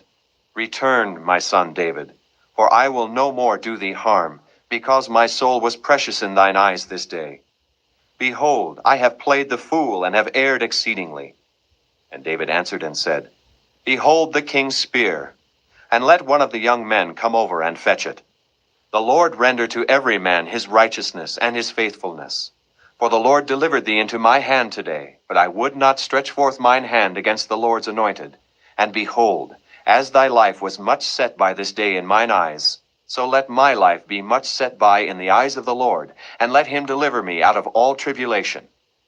Then Saul said to David, Blessed be thou, my son David. Thou shalt both do great things, and also shalt still prevail. So David went on his way, and Saul returned to his place.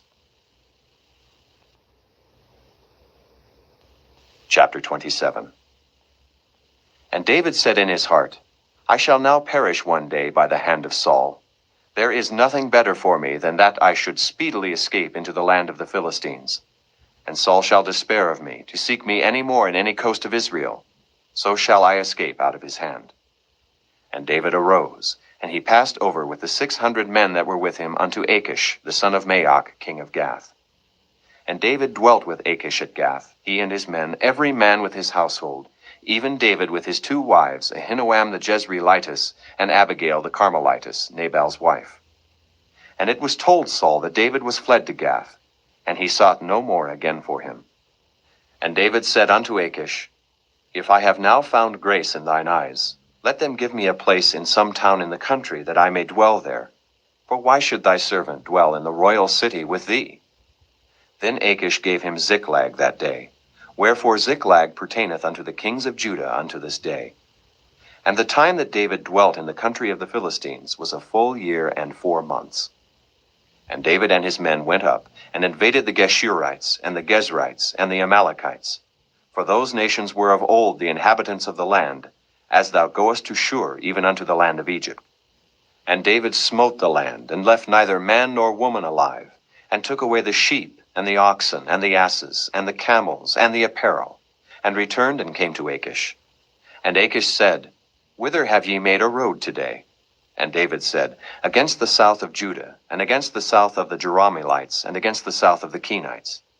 And David saved neither man nor woman alive, to bring tidings to Gath, saying, Lest they should tell on us, saying, So did David, and so will be his manner all the while he dwelleth in the country of the Philistines. And Achish believed David, saying, He hath made his people Israel utterly to abhor him. Therefore he shall be my servant forever. Chapter 28. And it came to pass in those days, that the Philistines gathered their armies together for warfare, to fight with Israel. And Achish said unto David, Know thou assuredly that thou shalt go out with me to battle, thou and thy men. And David said to Achish, Surely thou shalt know what thy servant can do. And Achish said to David, Therefore will I make thee keeper of mine head forever. Now Samuel was dead, and all Israel had lamented him, and buried him in Ramah, even in his own city. And Saul had put away those that had familiar spirits, and the wizards out of the land. And the Philistines gathered themselves together, and came and pitched in Shunem. And Saul gathered all Israel together, and they pitched in Gilboa. And when Saul saw the host of the Philistines, he was afraid, and his heart greatly trembled. And when Saul inquired of the Lord answered him not, neither by dreams, nor by Urim, nor by prophets. Then said Saul unto his servants, Seek me a woman that hath a familiar spirit, that I may go to her and inquire of her. And his servants said to him, Behold, there is a woman that hath a familiar spirit at Endor. And Saul disguised himself, and put on other raiment, and he went, and 2 men with him, and they came to the woman by night. And he said, I pray thee, divine unto me by the familiar spirit, and bring me him up, whom I shall name unto thee. And the woman said unto him, Behold, thou knowest what Saul hath done, how he hath cut off those that have familiar spirits, and the wizards out of the land. Wherefore then layest thou a snare for my life, to cause me to die? And Saul sware to her by the Lord, saying, As the Lord liveth, there shall no punishment happen to thee for this thing. Then said the woman, Whom shall I bring up unto thee? And he said, Bring me up Samuel. And when the woman saw Samuel, she cried with a loud voice. And the woman spake to Saul, saying, Why hast thou deceived me? For thou art Saul. And the king said unto her, Be not afraid, for what sawest thou? And the woman said unto Saul, I saw gods ascending out of the earth. And he said unto her, What form is he of? And she said, An old man cometh up, and he is covered with a mantle. And Saul perceived that it was Samuel, and he stooped with his face to the ground, and bowed himself. And Samuel said to Saul, Why hast thou disquieted me, to bring me up? And Saul answered, I am sore distressed, for the Philistines make war against me, and God is departed from me, and answereth me no more, neither by prophets nor by dreams. Therefore I have called thee, that thou mayest make known unto me what I shall do. Then said Samuel, Wherefore then dost thou ask of me, seeing the Lord is departed from thee, and is become thine enemy? And the Lord hath done to him as he spake by me. For the Lord hath rent the kingdom out of thine hand, and given it to thy neighbor, even to David. Because thou obeyedst not the voice of the Lord, nor executedst his fierce wrath upon Amalek, therefore hath the Lord done this thing unto thee this day. Moreover, the Lord will also deliver Israel with thee into the hand of the Philistines. And tomorrow shalt thou and thy sons be with me. The Lord also shall deliver the host of Israel into the hand of the Philistines. Then Saul fell straightway all along on the earth, and was sore afraid because of the words of Samuel. And there was no strength in him, for he had eaten no bread all the day, nor all the night. And the woman came unto Saul, and saw that he was sore troubled, and said unto him, Behold, thine handmaid hath obeyed thy voice, and I have put my life in my hand, and have hearkened unto thy words which thou spakest unto me. Now therefore I pray thee, hearken thou also unto the voice of thine handmaid, and let me set a morsel of bread before thee, and eat, that thou mayest have strength when thou goest on thy way. But he refused, and said, I will not eat. But his servants, together with the woman, compelled him, and he hearkened unto their voice. So he arose from the earth, and sat upon the bed. And the woman had a fat calf in the house, and she hasted and killed it, and took flour and kneaded it, and did bake unleavened bread thereof. And she brought it before Saul and before his servants, and they did eat. Then they rose up and went away that night. Chapter 29. Now the Philistines gathered together all their armies to Aphek, and the Israelites pitched by a fountain which is in Jezreel. And the lords of the Philistines passed on by hundreds and by thousands. But David and his men passed on in the rearward with Achish. Then said the princes of the Philistines, What do these Hebrews here?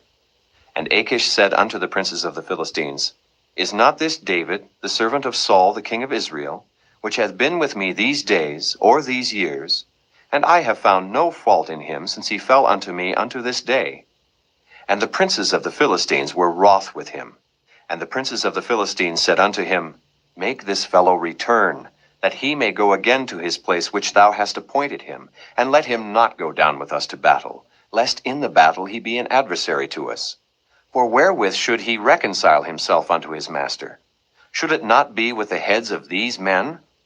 Is not this David, of whom they sang one to another in dances, saying, Saul slew his thousands, and David his 10,000s?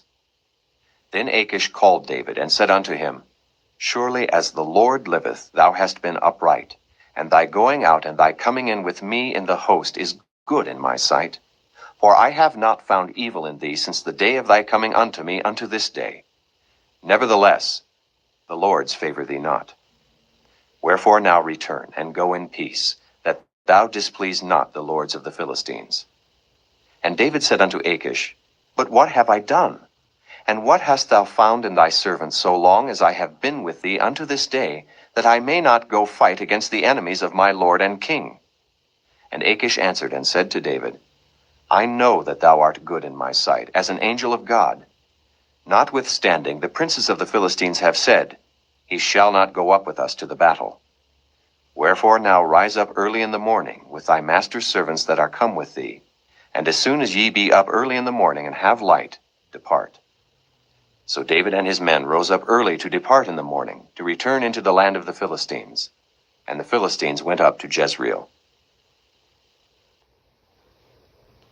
Chapter 30. And it came to pass, when David and his men were come to Ziklag on the third day, that the Amalekites had invaded the south, and Ziklag, and smitten Ziklag, and burned it with fire, and had taken the women captives that were therein. They slew not any, either great or small, but carried them away, and went on their way. So David and his men came to the city, and behold, it was burned with fire, and their wives, and their sons, and their daughters were taken captives.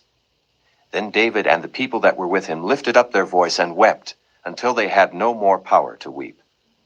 And David's 2 wives were taken captives, Ahinoam the Jezreelitess, and Abigail the wife of Nabal the Carmelite. And David was greatly distressed, for the people spake of stoning him, because the soul of all the people was grieved, every man for his sons and for his daughters. But David encouraged himself in the Lord his God. And David said to Abiathar the priest, Ahimelech's son, I pray thee, bring me hither the ephod. And Abiathar brought thither the ephod to David. And David inquired at the Lord, saying, Shall I pursue after this troop? Shall I overtake them? And he answered him, Pursue, for thou shalt surely overtake them, and without fail recover all. So David went, he and the 600 men that were with him, and came to the brook Besor, where those that were left behind stayed. But David pursued, he and 400 men. For 200 abode behind, which were so faint that they could not go over the brook Besor. And they found an Egyptian in the field, and brought him to David, and gave him bread, and he did eat. And they made him drink water. And they gave him a piece of a cake of figs, and 2 clusters of raisins. And when he had eaten, his spirit came again to him. For he had eaten no bread, nor drunk any water 3 days and 3 nights. And David said unto him, To whom belongest thou? And whence art thou? And he said, I am a young man of Egypt, servant to an Amalekite.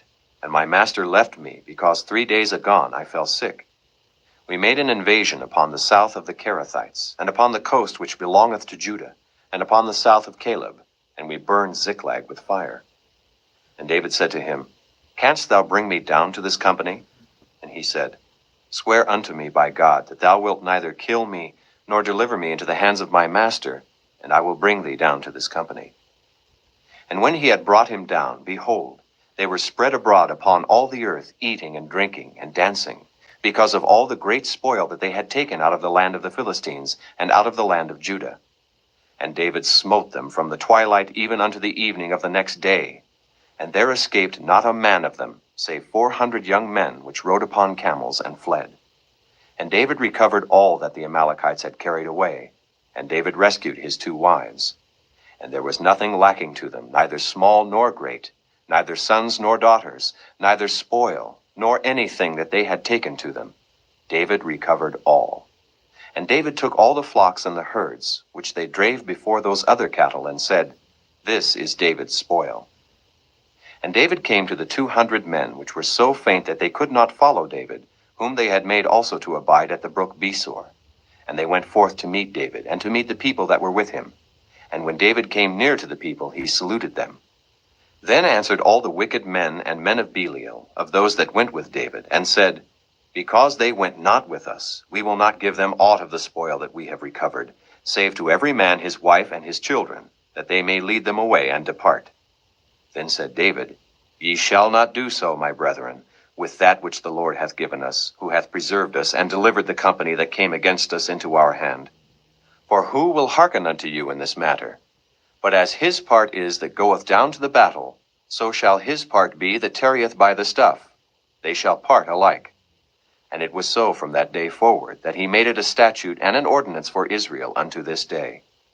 And when David came to Ziklag, he sent of the spoil unto the elders of Judah, even to his friends, saying, Behold, a present for you of the spoil of the enemies of the Lord. To them which were in Bethel, and to them which were in South Ramoth, and to them which were in Jattir, and to them which were in Aroer, and to them which were in Siphmoth, and to them which were in Eshtemoa, and to them which were in Rachal, and to them which were in the cities of the Jerahmeelites, and to them which were in the cities of the Kenites, and to them which were in Hormah, and to them which were in Korashan, and to them which were in Athak, and to them which were in Hebron, and to all the places where David himself and his men were wont to hunt. Chapter 31. Now the Philistines fought against Israel, and the men of Israel fled from before the Philistines, and fell down slain in Mount Gilboa. And the Philistines followed hard upon Saul and upon his sons. And the Philistines slew Jonathan, and Abinadab, and Malchi-Shua, Saul's sons. And the battle went sore against Saul, and the archers hit him, and he was sore wounded of the archers. Then said Saul unto his armor-bearer, Draw thy sword, and thrust me through therewith, lest these uncircumcised come and thrust me through, and abuse me. But his armor-bearer would not, for he was sore afraid. Therefore Saul took a sword, and fell upon it. And when his armor-bearer saw that Saul was dead, he fell likewise upon his sword, and died with him. So Saul died, and his 3 sons, and his armor-bearer, and all his men that same day together. And when the men of Israel that were on the other side of the valley, and they that were on the other side Jordan, saw that the men of Israel fled, and that Saul and his sons were dead, they forsook the cities and fled, and the Philistines came and dwelt in them. And it came to pass on the morrow, when the Philistines came to strip the slain, that they found Saul and his 3 sons fallen in Mount Gilboa. And they cut off his head, and stripped off his armor, and sent into the land of the Philistines round about, to publish it in the house of their idols and among the people. And they put his armor in the house of Ashtaroth, and they fastened his body to the wall of Bethshan. And when the inhabitants of Jabesh-Gilead heard of that which the Philistines had done to Saul, all the valiant men arose, and went all night, and took the body of Saul, and the bodies of his sons from the wall of Bethshan, and came to Jabesh, and burnt them there. And they took their bones, and buried them under a tree at Jabesh, and fasted 7 days.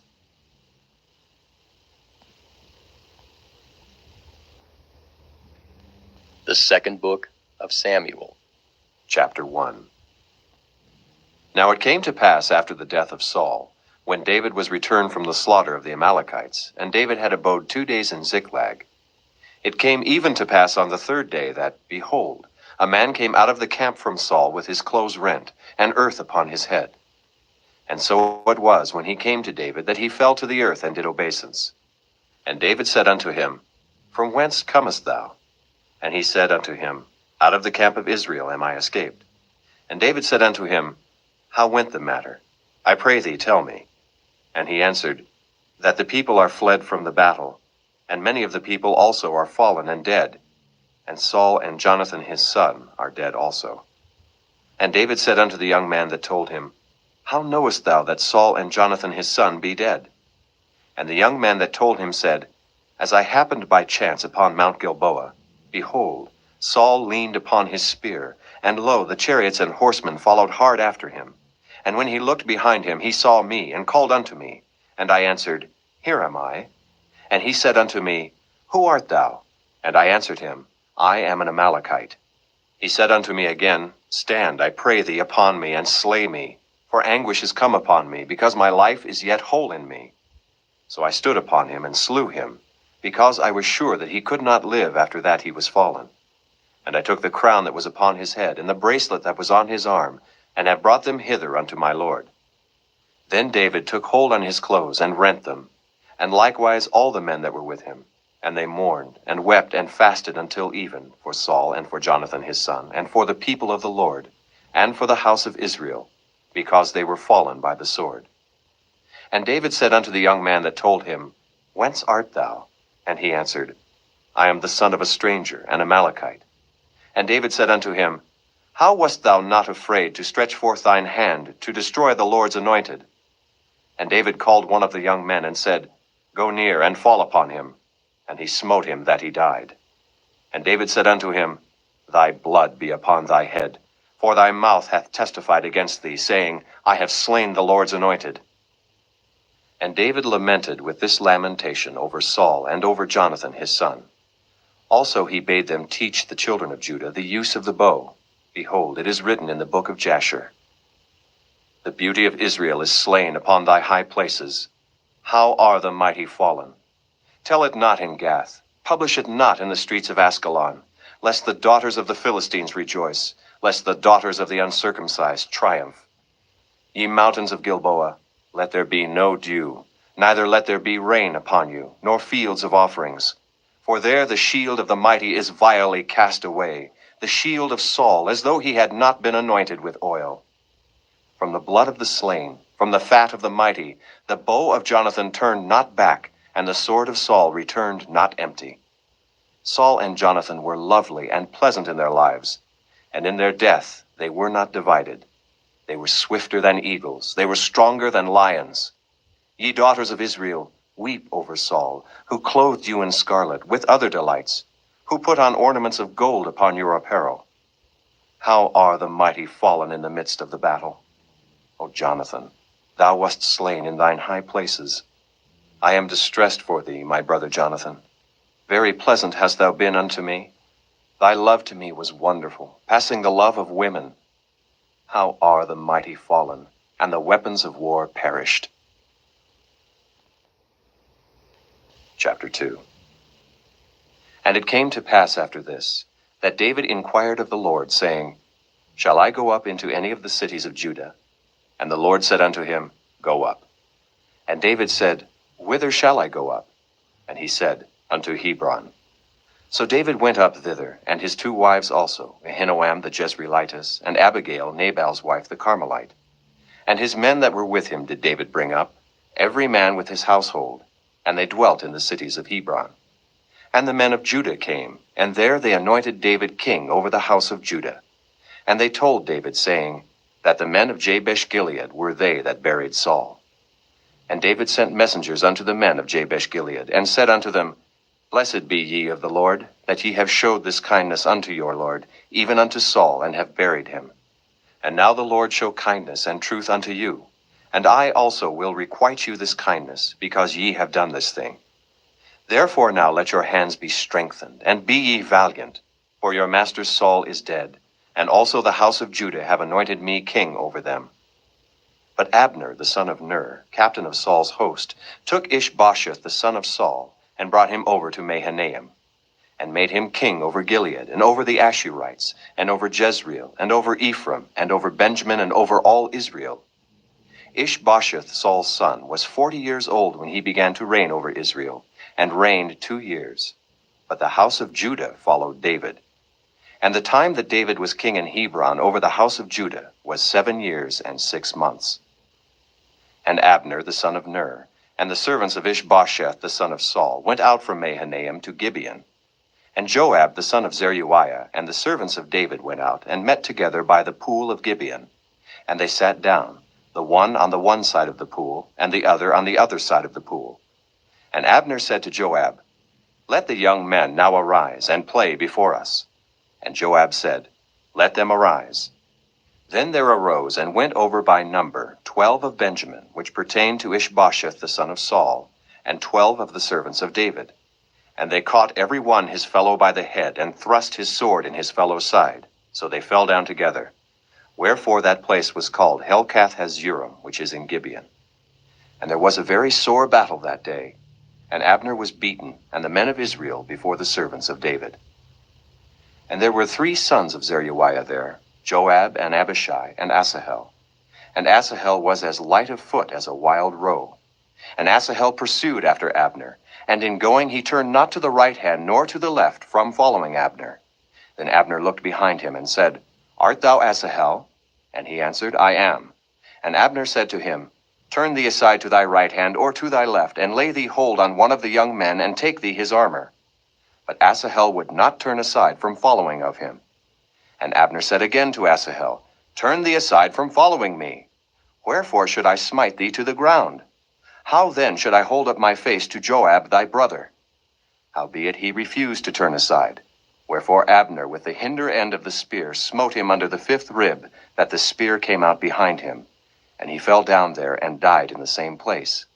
And it came to pass that as many as came to the place where Asahel fell down and died stood still. Joab also and Abishai pursued after Abner, and the sun went down when they were come to the hill of Ammah, that lieth before Giah by the way of the wilderness of Gibeon. And the children of Benjamin gathered themselves together after Abner, and became one troop, and stood on the top of an hill. Then Abner called to Joab and said, Shall the sword devour forever? Knowest thou not that it will be bitterness in the latter end? How long shall it be then, ere thou bid the people return from following their brethren? And Joab said, As God liveth, unless thou hadst spoken, surely then in the morning the people had gone up every one from following his brother. So Joab blew a trumpet, and all the people stood still, and pursued after Israel no more, neither fought they any more. And Abner and his men walked all that night through the plain, and passed over Jordan, and went through all Bithron, and then came to Mahanaim. And Joab returned from following Abner. And when he had gathered all the people together, there lacked of David's servants 19 men, and Asahel. But the servants of David had smitten of Benjamin and of Abner's men, so that 360 men died. And they took up Asahel, and buried him in the sepulchre of his father, which was in Bethlehem. And Joab and his men went all night, and they came to Hebron at break of day. Chapter 3. Now there was long war between the house of Saul and the house of David. But David waxed stronger and stronger, and the house of Saul waxed weaker and weaker. And unto David were sons born in Hebron. And his firstborn was Amnon, of Ahinoam the Jezreelitess. And his second, Chileab of Abigail, the wife of Nabal the Carmelite. And the third, Absalom, the son of Maacah, the daughter of Talmai, king of Geshur. And the fourth, Adonijah, the son of Haggith. And the fifth, Shephatiah, the son of Abital. And the sixth, Ithream by Eglah, David's wife. These were born to David in Hebron. And it came to pass, while there was war between the house of Saul and the house of David, that Abner made himself strong for the house of Saul. And Saul had a concubine, whose name was Rizpah, the daughter of Aiah. And Ishbosheth said to Abner, Wherefore hast thou gone in unto my father's concubine? Then was Abner very wroth for the words of Ishbosheth, and said, Am I a dog's head, which against Judah do show kindness this day unto the house of Saul thy father, to his brethren, and to his friends, and have not delivered thee into the hand of David, that thou chargest me today with a fault concerning this woman? So do God to Abner, and more also, except as the Lord hath sworn to David, even so I do to him, to translate the kingdom from the house of Saul, and to set up the throne of David over Israel and over Judah, from Dan even to Beersheba. And he could not answer Abner a word again, because he feared him. And Abner sent messengers to David on his behalf, saying, Whose is the land? Saying also, Make thy league with me, and behold, my hand shall be with thee, to bring about all Israel unto thee. And he said, Well, I will make a league with thee. But one thing I require of thee, that is, thou shalt not see my face, except thou first bring Michal, Saul's daughter, when thou comest to see my face. And David sent messengers to Ishbosheth, Saul's son, saying, Deliver me my wife Michal, which I espoused to me for 100 foreskins of the Philistines. And Ishbosheth sent, and took her from her husband, even from Phaltiel the son of Laish. And her husband went with her along, weeping behind her to Bahurim. Then said Abner unto him, Go, return. And he returned. And Abner had communication with the elders of Israel, saying, Ye sought for David in times past to be king over you. Now then do it, for the Lord hath spoken of David, saying, By the hand of my servant David I will save my people Israel out of the hand of the Philistines, and out of the hand of all their enemies. And Abner also spake in the ears of Benjamin. And Abner went also to speak in the ears of David in Hebron all that seemed good to Israel, and that seemed good to the whole house of Benjamin. So Abner came to David to Hebron, and 20 men with him. And David made Abner and the men that were with him a feast. And Abner said unto David, I will arise and go, and will gather all Israel unto my lord the king, that they may make a league with thee, that thou mayest reign over all that thine heart desireth. And David sent Abner away, and he went in peace. And behold, the servants of David and Joab came from pursuing a troop, and brought in a great spoil with them. But Abner was not with David in Hebron, for he had sent him away, and he was gone in peace. When Joab and all the host that was with him were come, they told Joab, saying, Abner the son of Ner came to the king, and he hath sent him away, and he is gone in peace. Then Joab came to the king, and said, What hast thou done? Behold, Abner came unto thee. Why is it that thou hast sent him away, and he is quite gone? Thou knowest Abner the son of Ner, that he came to deceive thee, and to know thy going out and thy coming in, and to know all that thou doest. And when Joab was come out from David, he sent messengers after Abner, which brought him again from the well of Sirah, but David knew it not. And when Abner was returned to Hebron, Joab took him aside in the gate to speak with him quietly, and smote him there under the 5th rib, that he died, for the blood of Asahel his brother. And afterward, when David heard it, he said, I and my kingdom are guiltless before the Lord forever from the blood of Abner the son of Ner. Let it rest on the head of Joab, and on all his father's house.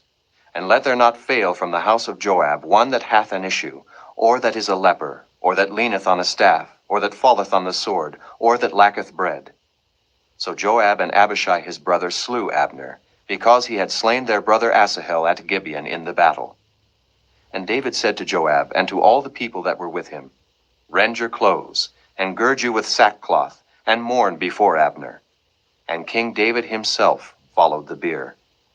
And they buried Abner in Hebron. And the king lifted up his voice, and wept at the grave of Abner, and all the people wept. And the king lamented over Abner, and said, Died Abner as a fool dieth? Thy hands were not bound, nor thy feet put into fetters. As a man falleth before wicked men, so fellest thou. And all the people wept again over him.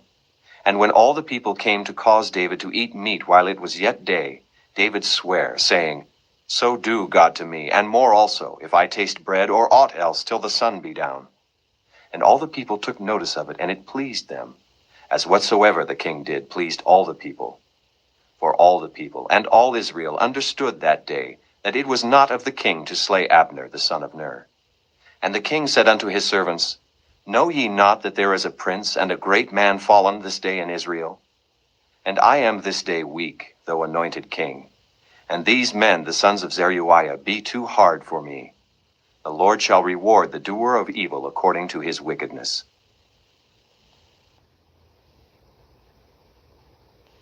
Chapter 4. And when Saul's son heard that Abner was dead in Hebron, his hands were feeble, and all the Israelites were troubled. And Saul's son had 2 men that were captains of bands. The name of the one was Baanah, and the name of the other Rechab, the sons of Rimmon, a Beerothite, of the children of Benjamin. For Beeroth also was reckoned to Benjamin. And the Beerothites fled to Gittaim, and were sojourners there until this day. And Jonathan, Saul's son, had a son that was lame of his feet. He was 5 years old when the tidings came of Saul and Jonathan out of Jezreel, and his nurse took him up and fled. And it came to pass, as she made haste to flee, that he fell and became lame. And his name was Mephibosheth. And the sons of Rimmon the Beerothite, Rechab and Baanah, went, and came about the heat of the day to the house of Ishbosheth, who lay on a bed at noon. And they came thither into the midst of the house, as though they would have fetched wheat. And they smote him under the 5th rib, and Rechab and Baanah his brother escaped. For when they came into the house, he lay on his bed in his bedchamber, and they smote him, and slew him, and beheaded him, and took his head, and gat them away through the plain all night. And they brought the head of Ishbosheth unto David to Hebron, and said to the king, Behold the head of Ishbosheth, the son of Saul, thine enemy, which sought thy life. And the Lord hath avenged my lord the king this day of Saul and of his seed. And David answered Rechab and Baanah his brother, the sons of Rimmon the Beerothite, and said unto them, As the Lord liveth, who hath redeemed my soul out of all adversity, when one told me, saying, Behold, Saul is dead, thinking to have brought good tidings, I took hold of him, and slew him in Ziklag, who thought that I would have given him a reward for his tidings. How much more, when wicked men have slain a righteous person in his own house upon his bed? Shall I not therefore now require his blood of your hand, and take you away from the earth? And David commanded his young men, and they slew them, and cut off their hands and their feet, and hanged them up over the pool in Hebron. But they took the head of Ishbosheth, and buried it in the sepulchre of Abner in Hebron. Chapter 5. Then came all the tribes of Israel to David unto Hebron, and spake, saying, Behold, we are thy bone and thy flesh. Also in time past, when Saul was king over us, thou wast he that leddest out and broughtest in Israel. And the Lord said to thee, Thou shalt feed my people Israel, and thou shalt be a captain over Israel. So all the elders of Israel came to the king to Hebron. And King David made a league with them in Hebron before the Lord, and they anointed David king over Israel. David was 30 years old when he began to reign, and he reigned 40 years. In Hebron he reigned over Judah 7 years and 6 months. And in Jerusalem he reigned 33 years over all Israel and Judah. And the king and his men went to Jerusalem unto the Jebusites, the inhabitants of the land, which spake unto David, saying, Except thou take away the blind and the lame, thou shalt not come in hither, thinking David cannot come in hither. Nevertheless, David took the stronghold of Zion. The same is the city of David. And David said on that day, Whosoever getteth up to the gutter, and smiteth the Jebusites, and the lame and the blind, that are hated of David's soul, he shall be chief and captain. Wherefore, they said, The blind and the lame shall not come into the house. So David dwelt in the fort, and called it the city of David. And David built round about from Millo and inward. And David went on, and grew great, and the Lord God of hosts was with him. And Hiram king of Tyre sent messengers to David, and cedar trees, and carpenters, and masons, and they built David an house. And David perceived that the Lord had established him king over Israel, and that he had exalted his kingdom for his people Israel's sake. And David took him more concubines and wives out of Jerusalem, after he was come from Hebron. And there were yet sons and daughters born to David. And these be the names of those that were born unto him in Jerusalem: Shammua, and Shobab, and Nathan, and Solomon.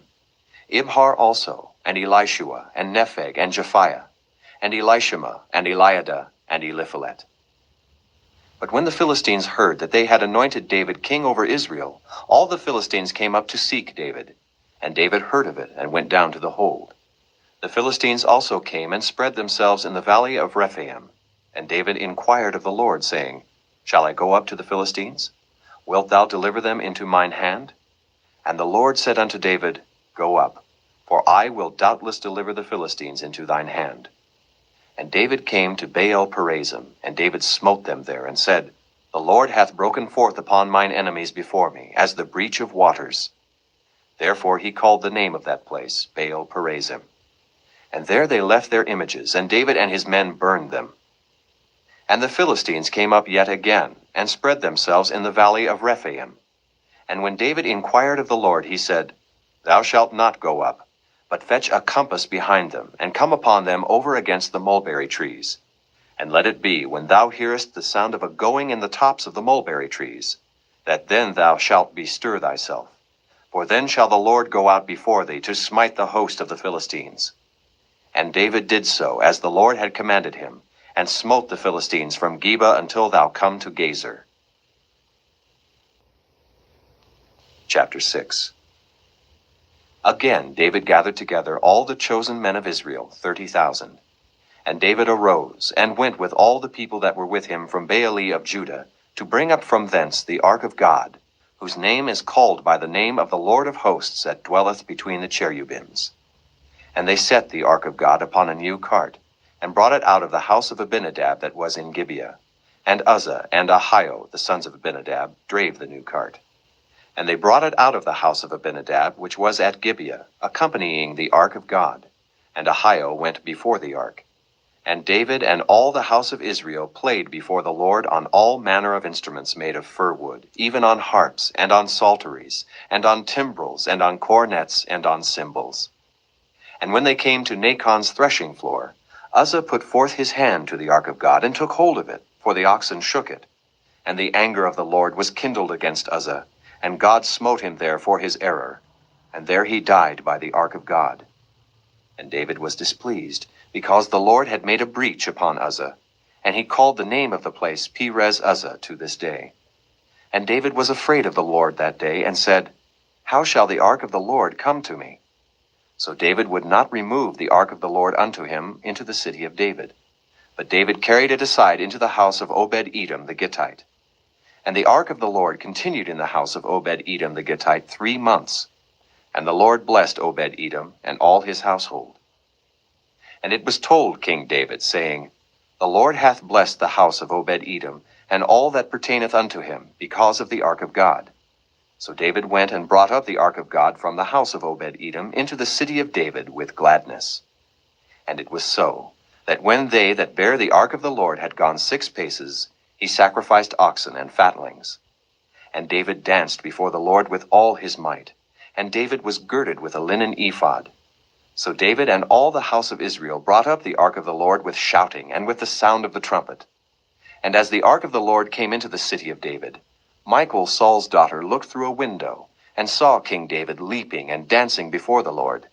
And she despised him in her heart. And they brought in the ark of the Lord, and set it in his place, in the midst of the tabernacle that David had pitched for it.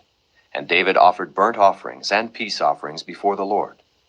And as soon as David had made an end of offering burnt offerings and peace offerings, he blessed the people in the name of the Lord of hosts. And he dealt among all the people, even among the whole multitude of Israel, as well to the women as men, to every one a cake of bread, and a good piece of flesh, and a flagon of wine. So all the people departed every one to his house. Then David returned to bless his household. And Michal, the daughter of Saul, came out to meet David, and said, How glorious was the king of Israel today, who uncovered himself today in the eyes of the handmaids of his servants, as one of the vain fellows shamelessly uncovereth himself. And David said unto Michal, It was before the Lord, which chose me before thy father, and before all his house, to appoint me ruler over the people of the Lord, over Israel. Therefore will I play before the Lord. And I will yet be more vile than thus, and will be base in mine own sight. And of the maidservants which thou hast spoken of them shall I be had in honor. Therefore Michal, the daughter of Saul, had no child unto the day of her death. Chapter 7. And it came to pass, when the king sat in his house, and the Lord had given him rest round about from all his enemies, that the king said unto Nathan the prophet, See now, I dwell in an house of cedar, but the ark of God dwelleth within curtains. And Nathan said to the king, Go, do all that is in thine heart, for the Lord is with thee. And it came to pass that night, that the word of the Lord came unto Nathan, saying, Go and tell my servant David, Thus saith the Lord, Shalt thou build me an house for me to dwell in? Whereas I have not dwelt in any house since the time that I brought up the children of Israel out of Egypt, even to this day, but have walked in a tent and in a tabernacle. In all the places wherein I have walked with all the children of Israel, spake I a word with any of the tribes of Israel, whom I commanded to feed my people Israel, saying, Why build ye not me an house of cedar? Now therefore so shalt thou say unto my servant David, Thus saith the Lord of hosts, I took thee from the sheepcote, from following the sheep, to be ruler over my people, over Israel. And I was with thee whithersoever thou wentest, and have cut off all thine enemies out of thy sight, and have made thee a great name, like unto the name of the great men that are in the earth. Moreover, I will appoint a place for my people Israel, and will plant them, that they may dwell in a place of their own, and move no more. Neither shall the children of wickedness afflict them any more, as before time, and as since the time that I commanded judges to be over my people Israel, and have caused thee to rest from all thine enemies. Also the Lord telleth thee that he will make thee an house. And when thy days be fulfilled, and thou shalt sleep with thy fathers, I will set up thy seed after thee, which shall proceed out of thy bowels, and I will establish his kingdom. He shall build an house for my name, and I will establish the throne of his kingdom forever. I will be his father, and he shall be my son. If he commit iniquity, I will chasten him with the rod of men, and with the stripes of the children of men. But my mercy shall not depart away from him, as I took it from Saul, whom I put away before thee. And thine house and thy kingdom shall be established forever before thee. Thy throne shall be established forever. According to all these words, and according to all this vision, so did Nathan speak unto David.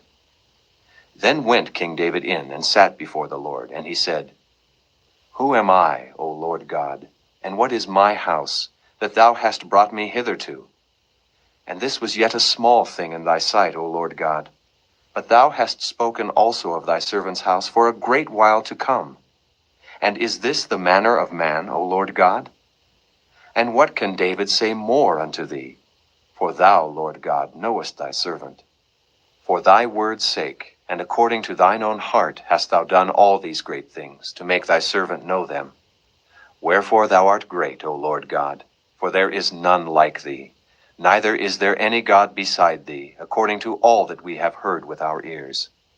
And what one nation in the earth is like thy people, even like Israel, whom God went to redeem for a people to himself, and to make him a name, and to do for you great things and terrible, for thy land, before thy people, which thou redeemedst to thee from Egypt, from the nations and their gods. For thou hast confirmed to thyself thy people Israel, to be a people unto thee forever, and thou, Lord, art become their God. And now, O Lord God, the word that thou hast spoken concerning thy servant and concerning his house, establish it forever, and do as thou hast said. And let thy name be magnified forever, saying, The Lord of hosts is the God over Israel. And let the house of thy servant David be established before thee. For thou, O Lord of hosts, God of Israel, hast revealed to thy servant, saying, I will build thee an house. Therefore hath thy servant found in his heart to pray this prayer unto thee. And now, O Lord God, thou art that God, and thy words be true, and thou hast promised this goodness unto thy servant. Therefore now let it please thee to bless the house of thy servant, that it may continue forever before thee. For thou, O Lord God, hast spoken it. And with thy blessing let the house of thy servant be blessed forever. Chapter 8. And after this it came to pass, that David smote the Philistines, and subdued them. And David took Metheg-Ammah out of the hand of the Philistines. And he smote Moab, and measured them with a line, casting them down to the ground. Even with 2 lines measured he to put to death, and with 1 full line to keep alive. And so the Moabites became David's servants, and brought gifts. David smote also Hadadezer, the son of Rehob, king of Zobah, as he went to recover his border at the river Euphrates. And David took from him 1,000 chariots, and 700 horsemen, and 20,000 footmen. And David hawked all the chariot horses, but reserved of them for 100 chariots. And when the Syrians of Damascus came to succor Hadadezer, king of Zobah, David slew of the Syrians 22,000 men. Then David put garrisons in Syria of Damascus. And the Syrians became servants to David, and brought gifts. And the Lord preserved David whithersoever he went. And David took the shields of gold that were on the servants of Hadadezer, and brought them to Jerusalem. And from Betah, and from Berothai, cities of Hadadezer, King David took exceeding much brass. When Toi, king of Hamath, heard that David had smitten all the host of Hadadezer, then Toi sent Joram his son unto King David, to salute him, and to bless him, because he had fought against Hadadezer, and smitten him. For Hadadezer had wars with Toi. And Joram brought with him vessels of silver, and vessels of gold, and vessels of brass, which also King David did dedicate unto the Lord, with the silver and gold that he had dedicated of all nations which he subdued, of Syria, and of Moab, and of the children of Ammon, and of the Philistines, and of Amalek, and of the spoil of Hadadezer, son of Rehob, king of Zobah. And David gat him a name when he returned from smiting of the Syrians in the valley of Salt, being 18,000 men. And he put garrisons in Edom. Throughout all Edom put he garrisons, and all they of Edom became David's servants. And the Lord preserved David whithersoever he went. And David reigned over all Israel, and David executed judgment and justice unto all his people. And Joab the son of Zeruiah was over the host, and Jehoshaphat the son of Ahilud was recorder. And Zadok the son of Ahitub, and Ahimelech the son of Abiathar were the priests. And Sariah was the scribe. And Benaiah the son of Jehoiada was over both the Kerethites and the Pelethites, and David's sons were chief rulers. Chapter 9. And David said, Is there yet any that is left of the house of Saul, that I may show him kindness for Jonathan's sake? And there was of the house of Saul a servant whose name was Ziba. And when they had called him unto David, the king said unto him, Art thou Ziba? And he said, Thy servant is he. And the king said, Is there not yet any of the house of Saul, that I may show the kindness of God unto him? And Ziba said unto the king, Jonathan hath yet a son, which is lame on his feet. And the king said unto him, Where is he? And Ziba said unto the king, Behold, he is in the house of Machir, the son of Ammiel, in Lo-debar. Then King David sent, and fetched him out of the house of Machir, the son of Ammiel, from Lo-debar. Now when Mephibosheth, the son of Jonathan, the son of Saul, was come unto David, he fell on his face, and did reverence. And David said, Mephibosheth. And he answered, Behold thy servant.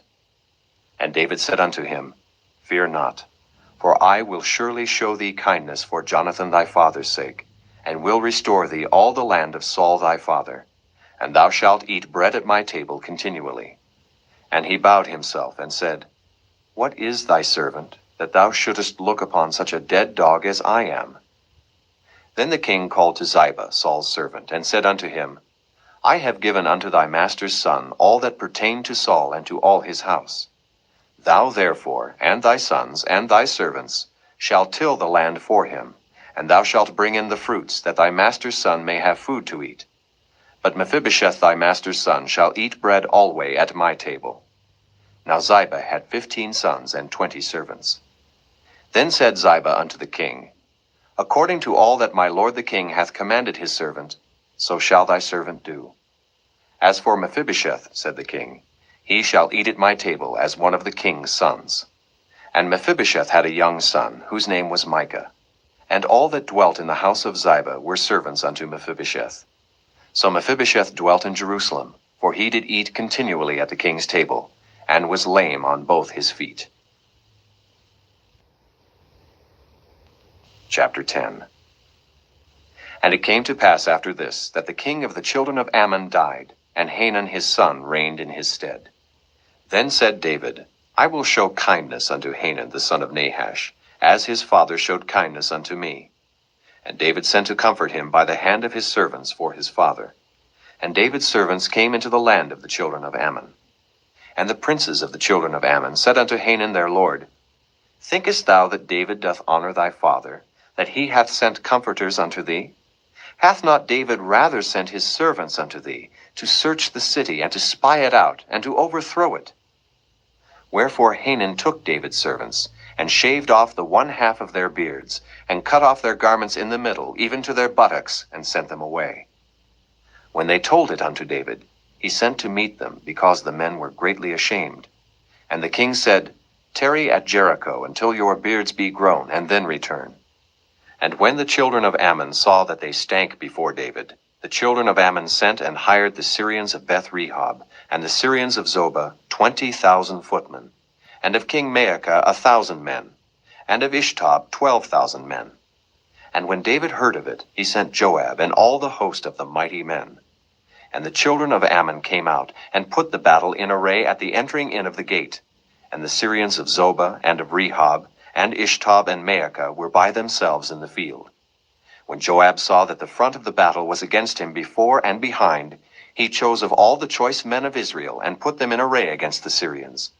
And the rest of the people he delivered into the hand of Abishai his brother, that he might put them in array against the children of Ammon. And he said, If the Syrians be too strong for me, then thou shalt help me. But if the children of Ammon be too strong for thee, then I will come and help thee. Be of good courage, and let us play the men for our people, and for the cities of our God. And the Lord do that which seemeth him good. And Joab drew nigh, and the people that were with him unto the battle against the Syrians, and they fled before him. And when the children of Ammon saw that the Syrians were fled, then fled they also before Abishai, and entered into the city. So Joab returned from the children of Ammon, and came to Jerusalem. And when the Syrians saw that they were smitten before Israel, they gathered themselves together. And Hadarezer sent, and brought out the Syrians that were beyond the river, and they came to Helam. And Shobach, the captain of the host of Hadarezer, went before them. And when it was told David, he gathered all Israel together, and passed over Jordan, and came to Helam. And the Syrians set themselves in array against David, and fought with him. And the Syrians fled before Israel. And David slew the men of 700 chariots of the Syrians, and 40,000 horsemen, and smote Shobach the captain of their host, who died there. And when all the kings that were servants to Hadarezer saw that they were smitten before Israel, they made peace with Israel, and served them. So the Syrians feared to help the children of Ammon any more. Chapter 11. And it came to pass, after the year was expired, at the time when kings go forth to battle, that David sent Joab and his servants with him, and all Israel, and they destroyed the children of Ammon, and besieged Rabbah. But David tarried still at Jerusalem. And it came to pass in an evening tide, that David arose from off his bed, and walked upon the roof of the king's house. And from the roof he saw a woman washing herself, and the woman was very beautiful to look upon. And David sent and inquired after the woman. And one said, Is not this Bathsheba, the daughter of Eliam, the wife of Uriah the Hittite? And David sent messengers, and took her. And she came in unto him, and he lay with her, for she was purified from her uncleanness. And she returned unto her house. And the woman conceived, and sent and told David, and said, I am with child. And David sent to Joab, saying, Send me Uriah the Hittite. And Joab sent Uriah to David. And when Uriah was come unto him, David demanded of him how Joab did, and how the people did, and how the war prospered. And David said to Uriah, Go down to thy house, and wash thy feet. And Uriah departed out of the king's house, and there followed him a mess of meat from the king. But Uriah slept at the door of the king's house with all the servants of his lord, and went not down to his house. And when they had told David, saying, Uriah went not down unto his house, David said unto Uriah, Camest thou not from thy journey? Why then didst thou not go down unto thine house? And Uriah said unto David, The ark and Israel and Judah abide in tents, and my lord Joab and the servants of my lord are encamped in the open fields. Shall I then go into mine house, to eat and to drink, and to lie with my wife? As thou livest, and as thy soul liveth, I will not do this thing. And David said to Uriah, Tarry here today also, and tomorrow I will let thee depart. So Uriah abode in Jerusalem that day and the morrow. And when David had called him, he did eat and drink before him, and he made him drunk. And at even he went out to lie on his bed with the servants of his lord, but went not down to his house. And it came to pass in the morning that David wrote a letter to Joab, and sent it by the hand of Uriah. And he wrote in the letter, saying, Set ye Uriah in the forefront of the hottest battle, and retire ye from him, that he may be smitten and die. And it came to pass, when Joab observed the city, that he assigned Uriah unto a place where he knew that valiant men were. And the men of the city went out and fought with Joab. And there fell some of the people of the servants of David. And Uriah the Hittite died also. Then Joab sent and told David all the things concerning the war, and charged the messenger, saying, When thou hast made an end of telling the matters of the war unto the king, and if so be that the king's wrath arise, and he say unto thee, Wherefore approached ye so nigh unto the city when ye did fight? Knew ye not that they would shoot from the wall? Who smote Abimelech the son of Jerubbesheth? Did not a woman cast a piece of a millstone upon him from the wall, that he died in Thebez? Why went ye nigh the wall? Then say thou, Thy servant Uriah the Hittite is dead also. So the messenger went, and came and showed David all that Joab had sent him for. And the messenger said unto David, Surely the men prevailed against us, and came out unto us into the field, and we were upon them even unto the entering of the gate. And the shooters shot from off the wall upon thy servants, and some of the king's servants be dead, and thy servant Uriah the Hittite is dead also. Then David said unto the messenger, Thus shalt thou say unto Joab, Let not this thing displease thee, for the sword devoureth one as well as another. Make thy battle more strong against the city, and overthrow it, and encourage thou him. And when the wife of Uriah heard that Uriah her husband was dead, she mourned for her husband. And when the mourning was past, David sent and fetched her to his house, and she became his wife, and bare him a son. But the thing that David had done displeased the Lord. Chapter 12. And the Lord sent Nathan unto David, and he came unto him, and said unto him, There were 2 men in one city, the one rich, and the other poor. The rich man had exceeding many flocks and herds, but the poor man had nothing, save one little ewe lamb, which he had bought and nourished up. And it grew up together with him and with his children. It did eat of his own meat, and drank of his own cup, and lay in his bosom, and was unto him as a daughter. And there came a traveler unto the rich man, and he spared to take of his own flock and of his own herd, to dress for the wayfaring man that was come unto him, but took the poor man's lamb, and dressed it for the man that was come to him. And David's anger was greatly kindled against the man, and he said to Nathan, As the Lord liveth, the man that hath done this thing shall surely die, and he shall restore the lamb 4-fold, because he did this thing, and because he had no pity. And Nathan said to David, Thou art the man. Thus saith the Lord God of Israel, I anointed thee king over Israel, and I delivered thee out of the hand of Saul. And I gave thee thy master's house, and thy master's wives into thy bosom, and gave thee the house of Israel and of Judah. And if that had been too little, I would moreover have given unto thee such and such things. Wherefore hast thou despised the commandment of the Lord, to do evil in his sight?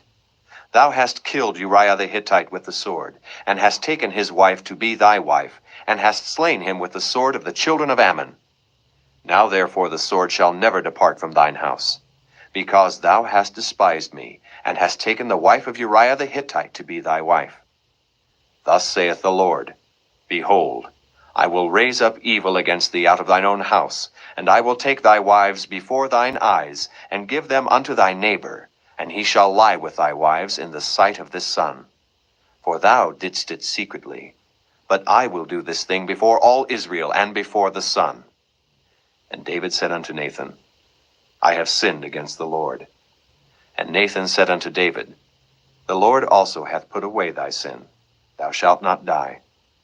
Howbeit, because by this deed thou hast given great occasion to the enemies of the Lord to blaspheme, the child also that is born unto thee shall surely die. And Nathan departed unto his house. And the Lord struck the child that Uriah's wife bare unto David, and it was very sick. David therefore besought God for the child. And David fasted, and went in, and lay all night upon the earth. And the elders of his house arose, and went to him, to raise him up from the earth. But he would not, neither did he eat bread with them. And it came to pass on the 7th day, that the child died. And the servants of David feared to tell him that the child was dead, for they said, Behold, while the child was yet alive, we spake unto him, and he would not hearken unto our voice. How will he then vex himself, if we tell him that the child is dead? But when David saw that his servants whispered, David perceived that the child was dead. Therefore David said unto his servants, Is the child dead? And they said, He is dead. Then David arose from the earth, and washed, and anointed himself, and changed his apparel, and came into the house of the Lord, and worshipped. Then he came to his own house, and when he required, they set bread before him, and he did eat. Then said his servants unto him, What thing is this that thou hast done? Thou didst fast and weep for the child while it was alive. But when the child was dead, thou didst rise and eat bread.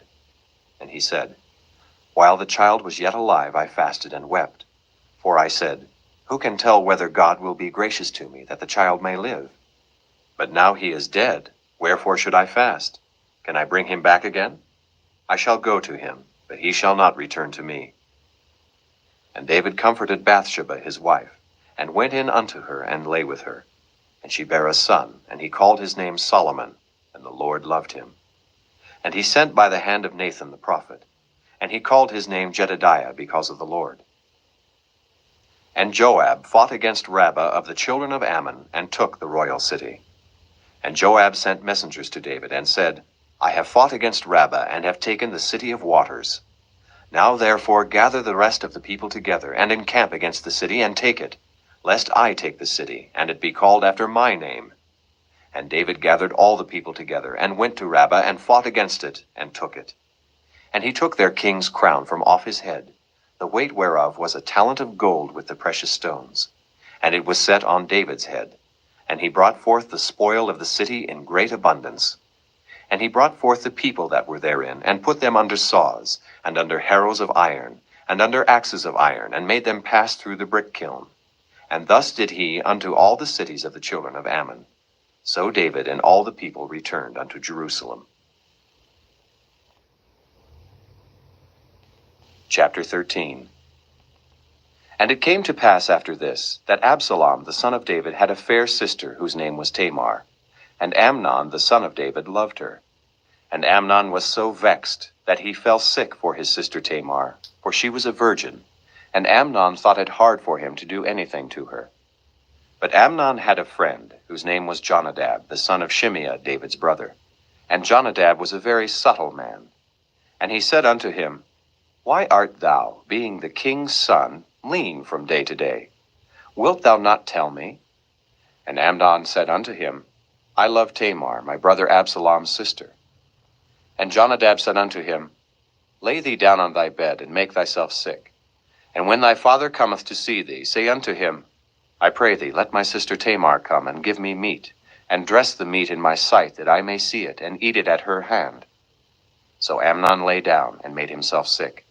And when the king was come to see him, Amnon said unto the king, I pray thee, let Tamar my sister come, and make me a couple of cakes in my sight, that I may eat at her hand.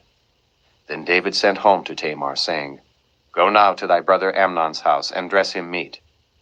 So Tamar went to her brother Amnon's house, and he was laid down, and she took flour, and kneaded it, and made cakes in his sight, and did bake the cakes. And she took a pan, and poured them out before him. But he refused to eat. And Amnon said, Have out all men from me. And they went out every man from him. And Amnon said unto Tamar, Bring the meat into the chamber, that I may eat of thine hand. And Tamar took the cakes which she had made, and brought them into the chamber to Amnon her brother. And when she had brought them unto him to eat, he took hold of her, and said unto her, Come lie with me, my sister.